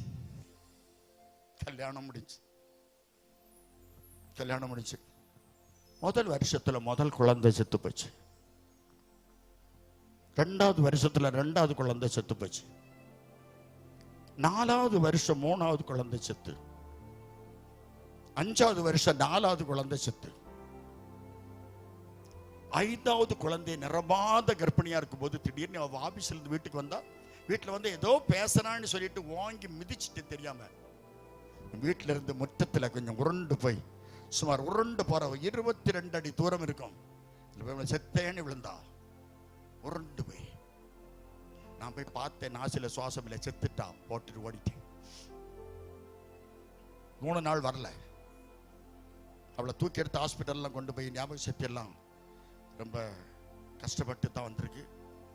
எப்படி எனக்கு ஒரு நியூஸ் வந்து, மணி உன் புள்ள செத்து போச்சு, அடக்கம் பண்ணு, வா. நான் ஒளிச்சிருந்த வீட்டில இருந்து வந்து பார்த்தேன், பிள்ளை செத்து இருக்கு.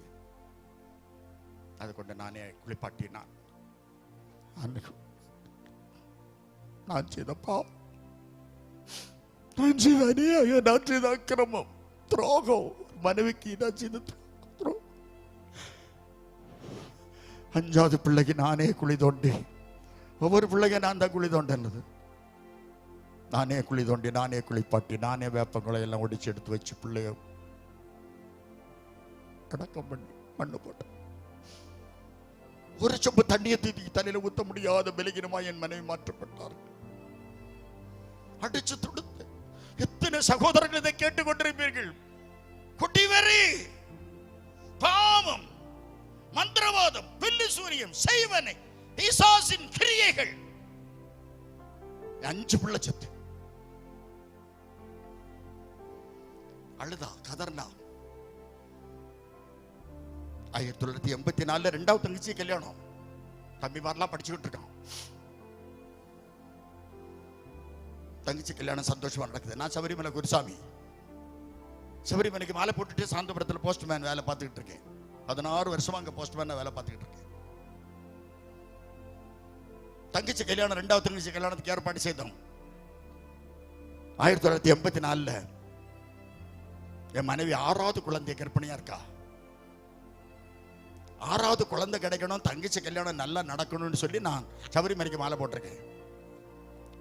கல்யாணம் முடிஞ்சு 13வது நாள் நான் வந்தேன். விருந்துக்குள்ள சாமான்கள் எல்லாம், பணிவிடைகள், சீர்வரிசைகள் எல்லாம் வாங்கி வச்சுட்டு நான் போறேன்.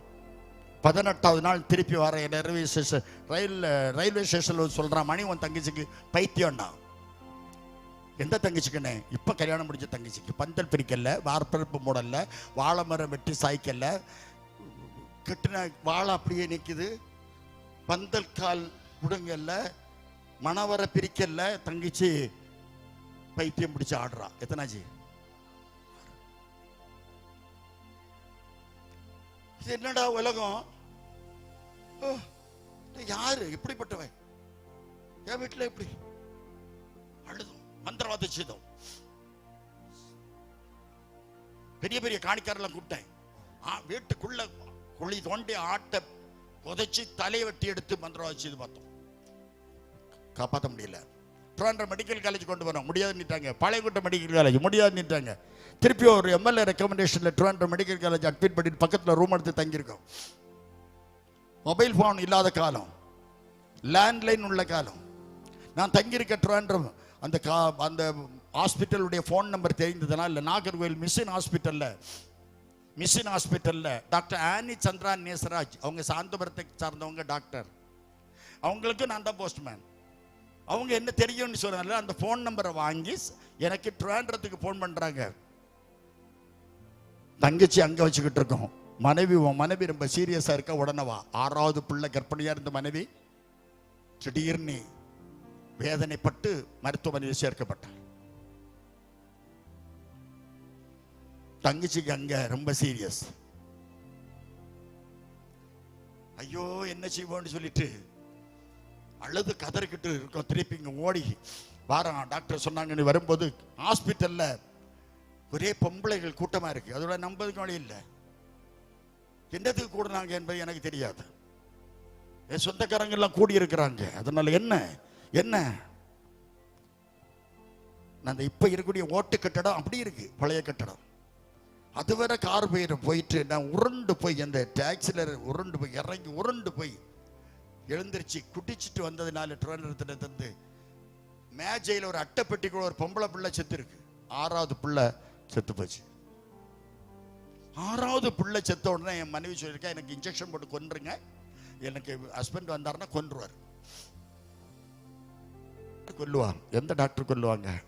செய்யாதனால அவர் ரொம்ப கட்டில் மோதி சுவரில் இடிச்சு ஓவர் ரத்தப்போக்கு ஏற்பட்டு அன்கான்சியஸ் ஆகி அவளுக்கு ஆக்சிஜன் செலுத்தி கொண்டிருக்கிறார்.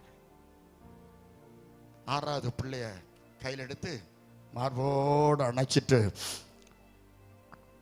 5வது பிள்ளைக்கு கல்லறையில் வச்சு நான் அழுத போதெல்லாம் என் அருகில் வந்தவரே உங்க கரங்களினால அழுத. நான் செய்த பாவம், ஒரு தகப்பன் செய்த பாவம். 6 பிள்ளை துடிச்சு செத்து போச்சு.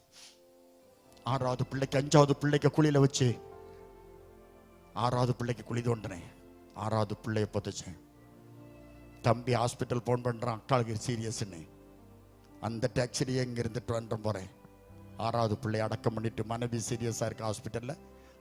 தங்கச்சி ரொம்ப சீரியஸ்ன்னு அங்கே போறேன். அங்கே போகிறது 13,000 ரூபாய் கட்ட சொன்னாங்க. உடனே கட்டி தங்கச்சியை டிஸ்சார்ஜ் பண்ணி கூட்டிட்டு வரோம். தங்கச்சி கல்யாணம் முடிஞ்ச 27வது நாள், தங்கச்சி கல்யாணம் முடிஞ்ச 27வது நாள் எனக்கு 6வது குழந்தை இறந்தது.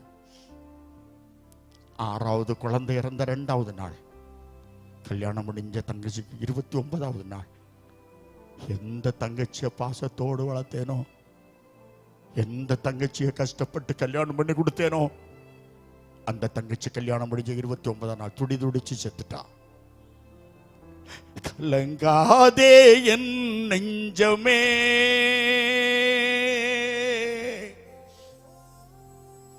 கலங்காதே என் நெஞ்சமே, கர்த்தர் இயேசு அன்பு செய்ய காலமெல்லாம் காத்திருக்க கலக்கம் ஏன் நெஞ்சமே, நெஞ்சமே கலக்கம் ஏன் நெஞ்சமே, கலங்காதே என் நெஞ்சமே.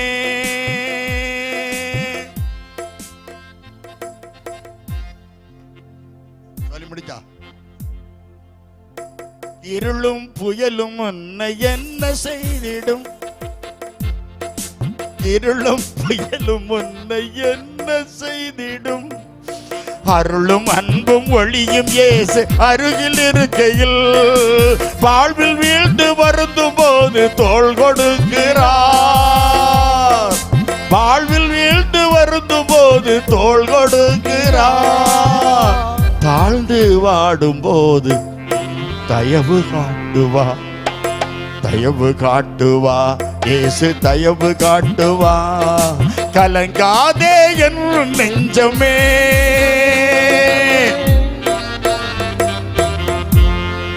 கலங்காதே என் நெஞ்சமே, கர்த்தர் இயேசு அன்பு செய்ய காலமெல்லாம் காத்திருக்க கலக்கம் ஏன் நெஞ்சமே, நெஞ்சமே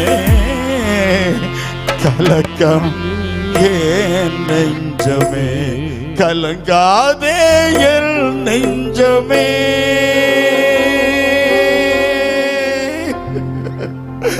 6 பிள்ளையும் செத்து என் தங்கச்சியும் செத்த. நடக்க முடியல, எழுந்திருச்சிக்க முடியல. என் தங்கச்சிக்கு டெட் பாடியில் அடிச்சு சத்தியம் பண்ண 16வது நாள், உன்னை அடக்கம் பண்ணின 16வது நாள் நானும் அண்ணியும் உன் கல்லறை பக்கத்தில் வந்துருவோம், அடக்கம் பண்ணோம். என்ன பாதுகாக்கிறதுக்கு நிறைய ஆட்களை போட்டாங்க. எப்படியா செத்துருவான் பிடிவாதக்காரன் என்று நினைத்து போட்டான். குடிச்சு குடிச்சு குடிச்சு குடிச்சு the famous doctor Kanyakumari, the Holy Cross Hospital, Dr. Kingsley, மணி நீ செத்துருவாடான்னாரு. நீ செத்துருவா, உன் குடல் செத்துட்டுனாரு. சாவுக்கு தான் குடிக்க டாக்டர். அப்படி குடல் செத்து 16க்கு சாகணும். 13வது நாள் ராத்திரி 12 மணிக்கு ஒரு சத்தம் கேட்டது, மகனே அப்பா,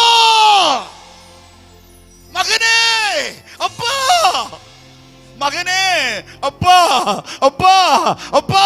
எங்க அப்பா ரூம்ல இருந்து ஓடி வராரு. உனக்கு பைத்தியம் மேல பிடிச்சிருக்கு, அப்பா அப்பாடி கத்துற, தூங்கண்டமா யாரும். ஒருதிதான் செத்துட்டான்னு நினைச்ச, நீ ஏன் செத்துரு. அப்பா என்ன மகனே நீங்க கூப்பிட்டீங்கப்பா. இல்லடா நான் கூப்பிட்டீங்கப்பா, இல்லடா கூப்பிட்டீங்க. என்ன மகனே கூப்பிட்டது யாரு? ஒரு உயர்ந்த உருவம் என் பக்கத்தில் வந்து ஒரு சிலுவையோடு கூட வந்து, என் மகனே, என் மகனே, அன்பே அன்பே அன்பே, ஆருயிருவே, ஆனந்தம் ஆனந்தமே, ஆனந்தம் ஆனந்தமே, அன்பே அன்பே அன்பே, ஆருயிருவே, ஆனந்தம் ஆனந்தமே, ஆனந்தம் ஆனந்தமே, ஆனந்தம் ஆனந்தமே. மகனே, நீ என்னுடைய மகன். உன்னை நான் சாவுக்கு ஒப்பு கொடுப்பதில்லை. அக்காலத்திலே மனுஷர்கள் சாவை தேடியும் அது அவர்களுக்கு வராது. நீ பட்டணத்திலும் ஆசீர்வதிக்கப்படுவாய், நீ வெளியிலும் ஆசீர்வதிக்கப்படுவாய். போ, சாந்தபுரத்திற்கு போ. திடீர்னு யாரையும் காணல. அப்பா அப்பா, எங்க அப்பா சொன்னார், எங்க சித்தப்பா பெரியப்பா வீடெல்லாம் 4 வீடும் சுத்தி தானே இருக்கு, இவனை பிடிச்சு கட்டிங்கள மரத்துல, என் மகனுக்கு பைத்தியம் முடிச்சுட்டு. சிலுவையின் உபதேசம் கெட்டு போறவனுக்கு ரட்சிக்கப்பட்ட நமக்கு. எங்க மூத்த அண்ணன் ஸ்ரீகிருஷ்ணன் ஓடி வந்தார். எங்க அப்பாவை போல எங்க அண்ணனை நான் கனம் பண்ணுவேன். தம்பி அண்ணா என்ன கட்டி பிடிச்ச அவர் அழுதாரு. தம்பி அண்ணா, அண்ணா என்ன கான்சியஸ்னா, அண்ணா எனக்கு பைத்தியம் பிடிக்கலண்ணா, நான் நல்லா இருக்கேன்டா. என்ன ஒருவர் வந்து சொல்லியிருக்காருண்ணா, சிலுவையோட சாந்தபுரத்துக்கு போன்னு சொல்லியிருக்காருண்ணா. சொன்னேன். அடுத்த நாள் காலத்துக்கு என் மனைவியை உடுத்த துணியோ உடுத்த சேலையோட குட்டி எங்க அம்மா ஓடி வந்து கட்டி பிடிச்ச, செல்ல போன நீ போகாத, பொம்பளை பிள்ளை எல்லாம் இருக்குடா. எங்க அப்பா ஓடி இது கழுத்தை கட்டி பிடிச்ச, போதமனே போதமனே நீ போதமனே நீ போதமனே நீ அழுதார். என் தம்பி தங்கிச்சல வந்து, அண்ணா அண்ணா எங்களை போட்டு போகாதுங்க அண்ணா அழுதாங்க. எடுத்த தீர்மானத்தில் உறுதியா இருந்து சாந்தபுரத்துக்கு போறேன். ஒரு லாரியை கூப்பிட்டேன், சாமான்களை மாத்திரை சாந்தபுரத்துக்கு போறேன். எனக்கு போஸ்ட் மாஸ்டர் ஒரு கிறிஸ்தவர், அவர் கையில் ஒரு வாத்தியாருக்கு வீட்டு சாவி இருந்தது. அவருக்கு வின்சென்ட் என்று சொல்லக்கூடிய, இப்போது இருக்கிறார் சாந்தபுரத்தில், அவருக்கு வீட்டு சாவி இருந்தது. அவர் விஞ்ஞானபுரத்தில் ஹெட் மாஸ்டர் வேலை பார்த்தார். அவருக்கு சாவி இருக்கு. டே மணி இங்க வா, ஒரு வீடு வாடகைக்கு இருக்கு, வின்சென்ட்டுக்கு வீடு இருக்கு, நீ அதில் போய் உட்காருனார். அந்த வீட்டுக்கு போறோம். சாயங்காலம் ஒரு அம்மா வராங்க, மனோன்மணி, சாந்தபுரம் சிஎஸ் சபைக்கு முதல் வீடு, பக்கத்து வீடு, மனோன்மணி. அந்த அம்மா இப்ப இல்ல. அந்த அம்மா கூப்பிட்டாங்க, தம்பி மணி, என்னக்கா எங்க வீட்டில் நாங்க ஜெபம் பண்றோம், வாங்க தம்பி போங்க அக்கா, வாங்க தம்பி போங்க அக்கா. கோபத்துல சொன்னேன், போயிட்டாங்க. சிரிப்பு சாயங்காலம் வந்து என் மனைவியை பிடிச்சி, ஏமா அவளை செல்வனி கூப்பிடுவாங்க, செல்வம் நீ வாங்கம்மா, சும்மா தானே இருக்கீங்க வாங்கம்மா. உடனே அவன் என்கிட்ட சொன்னா, ஏங்க இந்த அக்கா எத்தனை தடவை வந்தாச்சு, சும்மா தானே கூப்பிட்டாங்க, சும்மா போமான்னா. ஒரு பொம்பளை ஒரு மனைவி, சொல்லுங்க, ஒரு பொம்பளை சும்மா போமான்னு சொன்னா என் மனைவி. நான் உடனே சும்மா தானே கூப்பிட்டா, சும்மா போவோம், வேடிக்கை பார்க்கறதுல போயிட்டு இருக்கலாம் அப்படின்னு போறேன். தங்கச்சி செத்து 16 அடியந்திரம் நடக்கல, 13க்கே கத்தர் என்ன வெளியே தள்ளியாச்சு, வெளியே கொண்டு வந்துட்டார் சாந்தபுரத்துக்கு. அங்க சும்மா போனோம், எங்களுக்காக ஜெபம் பண்ணாங்க. மனோன்மணி அவங்க 2 பிள்ளைகள், பக்கத்து வீடு டீச்சர், தாம்சவத்தியார் மனைவி, 4 பேரும் ஜெபம் பண்ணாங்க. ஆண்டவரே இஎஸ் மணி அண்ணனை ரட்சியும் அண்ணா ஒருத்தி சீட்டு வந்துட்டு மனைவி வாயை பத்திட்டான். இஎஸ் மணி அண்ணன் ரட்சிப்பாராம். ஆண்டவரே இஎஸ் மணி அண்ணனை சந்தியும் அண்ணா ஒருத்தி. நான் சத்தம் போட்டு சிரிச்சுட்டேன். சொன்ன பக்கத்து வீட்டை வந்து சிரிக்காதுங்க. 5 நாள் போனோம். 5வது நாள் எனக்குள் இருந்த 33 கோடி பிசாசுகளும் எனக்குள் இருந்த அசுத்தாவிகள்லாம் உன்னத ஒளியில் வாசம் செய்யும் எங்கள் பிதாவாகிய ஆண்டவரே, உமது பரிசுத்த ஒளியின் முன்னால் எங்களால் நிற்க முடியவில்லையே என்று நான் மூர்ச்சேற்று விழுந்திருக்கேன். 4 பொம்பளை ஜெபித்த ஜெபத்துல எனக்குள் இருந்த அசுத்தாவி எல்லாம் மாறி நான் ரட்சிக்கப்பட்டேன். அல்லேலூயா. கரங்கள் அசைத்து கர்த்தரை ஸ்தோத்திரம் பண்ணும். உமது முகம் நோக்கி பார்த்தவர்கள் வெட்கப்பட்டு போவதில்லை, உமது திருநாமம் அறிந்தவர்கள் கைவிடப்படுவதில்லை. நம்பினோரை கரங்களை தட்டி வெறுப்பதில்லை, உம்மை தேடி வந்தோரை வெறுப்பதில்லை. நம்பினோரை நீ மறப்பதில்லை, உம்மை தேடி வந்தோரை வெறுப்பதில்லை. அல்லேலூயா. 4வதாக ஸ்தோத்திரம். ரூத்தின் புத்தகம் 4வது அதிகாரம் 6வது வசனம் சொல்லுகிறது. ரூத்தின் புத்தகம் 4வது அதிகாரம் 6வது வசனம், அழைப்பில் நிலைத்து நில்லுங்கள், தீர்மானத்தில் நிலை நிற்க வேண்டும், பொருத்தனையில் நிலை நிற்க வேண்டும். அப்பொழுது அந்த சுதந்திரவாளி நான் என் சுதந்திரத்தை கெடுக்காதபடிக்கு நான் அதை மீட்டுக் கொள்ள மாட்டேன். நான் மீட்கத்தக்கதை நீர் மீட்டுக் கொள்ளும், நான் அதை மீட்டுக் கொள்ள மாட்டேன் என்றாள். போவாஸ் அந்த சுதந்திரவாளியை பார்த்து எல்கானாவின் சொத்துக்களை எல்லாம் நகோமி விற்க போகிறாள், அதை பெற்றுக் கொள்ளுவோய் என்று சொன்னார். அவன் சொன்னான், நான் அதனும் வேணா அதை ஏற்றுக்கொள்கிறேன் என்று சொன்னான். அப்படின்னா அந்த எல்கானாவுக்கு மகன் ஒருவன் இறந்து போனான், 2 பேர். அதுல ஒருவனுடைய மனைவியாகிய ரூத்து, அவளையும் திருமணம் செய்ய வேண்டும். குடும்பம் அற்று போகாதபடி, கோத்திரம் அற்று போகாதபடி, சந்ததி அற்று போகாதபடி இந்த சொத்தை எடுக்கிறவன் அதை எடுத்துக்கொள்ள வேண்டும் என்று சொன்னபோது சுதந்திரவாளி சொன்னான், நான் என் சாட்சியை கெடுக்க மாட்டேன், நீர் அதை ஏற்றுக்கொள்ளும்.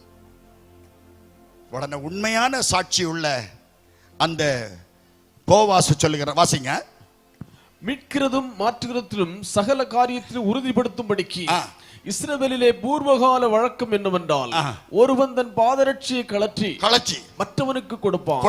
இது இஸ்ரவேலிலே வழங்கின உறுதிப்பாடு. எஸ்.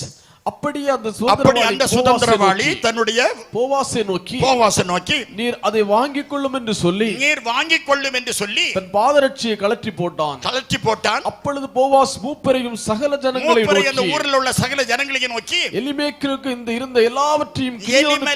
இருந்த எல்லாவற்றையும், கிலியோனுக்கும் மக்லோனுக்கும் இருந்த எல்லாவற்றையும் நகோமியின் கையிலே வாங்கிக் கொண்டேன் என்பதற்கு இன்றைய தினம் நீங்கள் சாட்சியில் நிலை நில்லுங்கள்.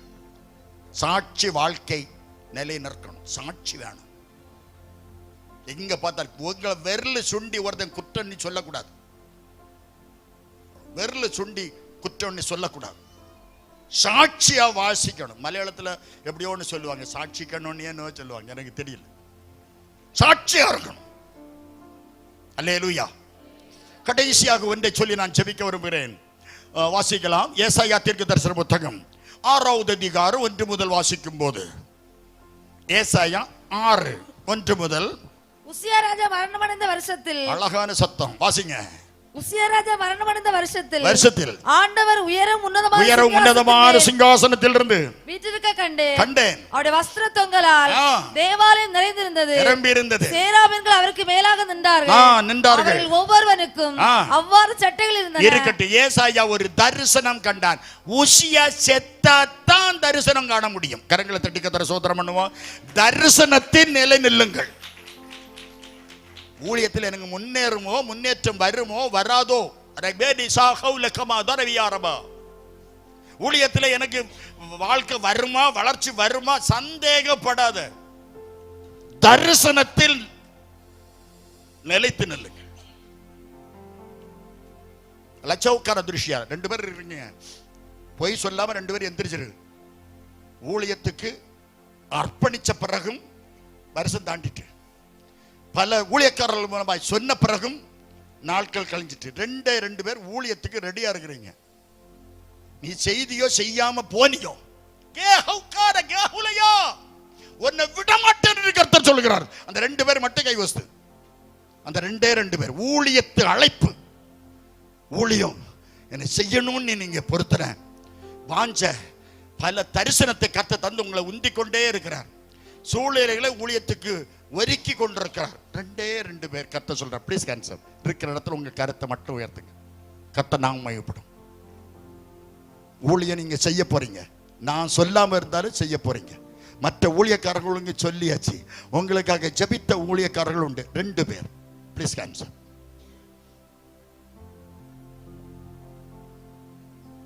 கைவசுங்க, கரங்களை தட்டி கத்திர சோத்திரம் பண்ணுவோம். அல்லேலூயா. அழைப்பு முக்கியம். தரிசனம் ஒரு நாளும் பொய்யாகாது.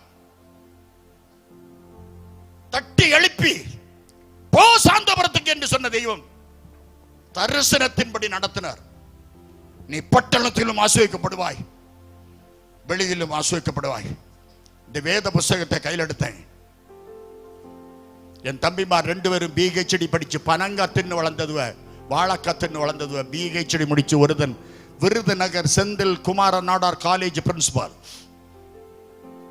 இன்னொருத்தன் BEd college Kamaraj BEd college principal, எல்லாம் பிஹெச்டி. அடுத்தவனுடைய மனைவி Sivanthi Adithanar college principal, PhD. என்னடி சொல்லுங்க, பக்கத்தில் கேளுங்க. என்னடி பனங்க விறகு வெட்டிக்க பிள்ளைகள் பிஹெச்டி. தம்பி மாரெல்லாம் உயர்ந்துட்டான்.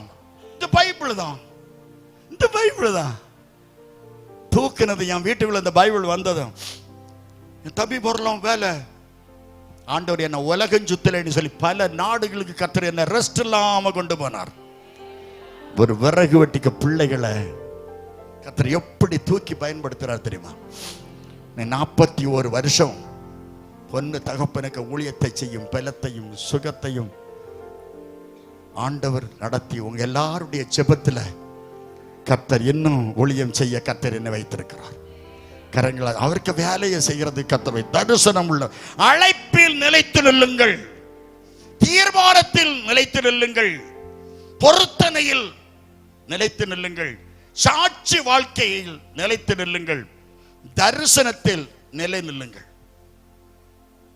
என் தோல் முதலானவைகள், என் சரீரம் எல்லாம் அழிந்து போனாலும், பழம் அழுகி போனாலும் விதை அழுகாது.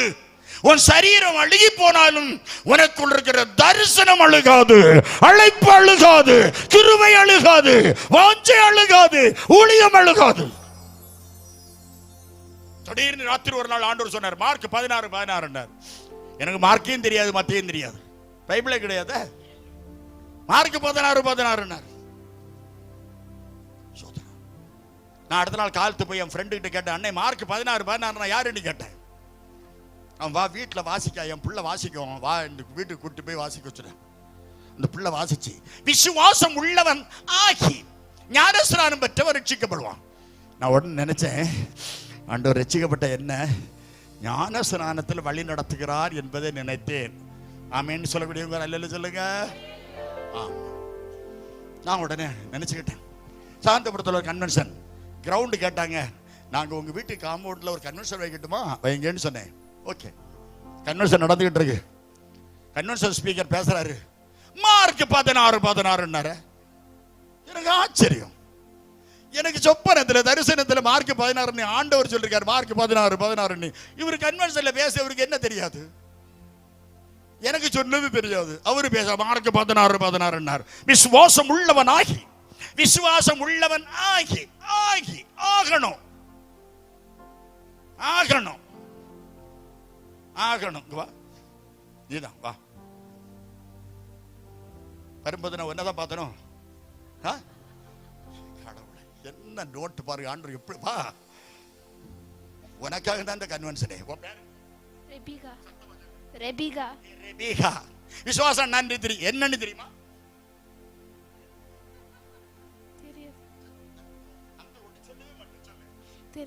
தெரியுமா தெரியாதா? தெரியாது. ரெபிகாளுக்கு விசுவாசம் என்றால் என்னன்னு தெரியாது. இப்போ கர்த்தர் உன்னை ஆசீர்வதிப்பார். இவளுக்கு விசுவாசம்னா என்னன்னு தெரியாது. இவளுக்கு ஞானம் வந்துட்டு ஸ்நானம் கொடுத்தால் சரியா தப்பா? தப்பு.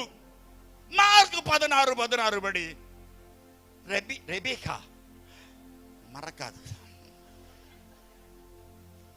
மறவாமல் நினைத்தீரையா, மறவாமல் நன்றி சொல்வே.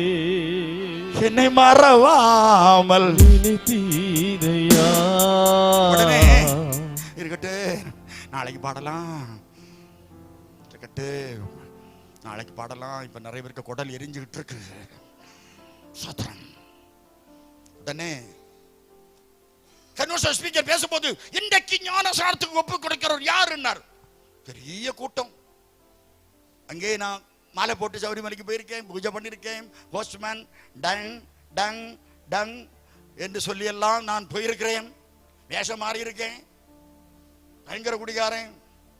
ஆமா, லெட்டரும் கொடுத்தேன், சாரையுமே வித்தேன். ஒரு அல்ல சொல்லுங்க. ஆண்டவர் என்னை சந்தித்து என்னை ரட்சித்தார். நான் ஞானசாரத்துக்கு ஒப்பு கொடுத்தேன். எல்லாரும் பார்த்தாங்க. பொம்பளை பக்கம் நான் பார்க்க என் மனைவி கை வசிக்கிட்டு நிக்கா. என்கிட்ட பெர்மிஷன் கேட்கவே இல்லை. அவர் ரட்சிக்கப்பட்டனால அவர் கை வசத்தினாள். 52 பேருக்கு அடுத்த நாள் ஞானஸ்நானம்.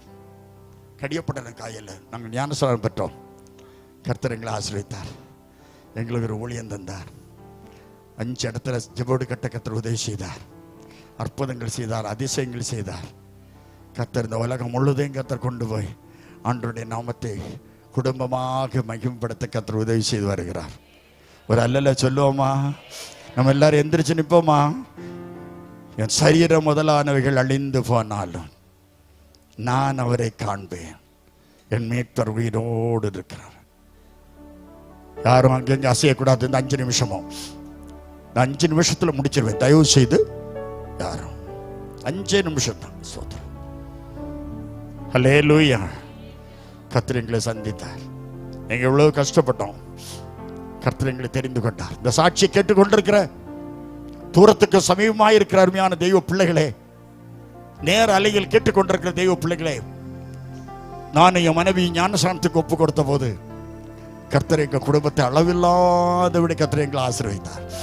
கரங்களை அசைத்து ஆண்டவருக்கு நன்றி செலுத்துவோமா? ஹல்லேலூயா, ஹல்லேலூயா.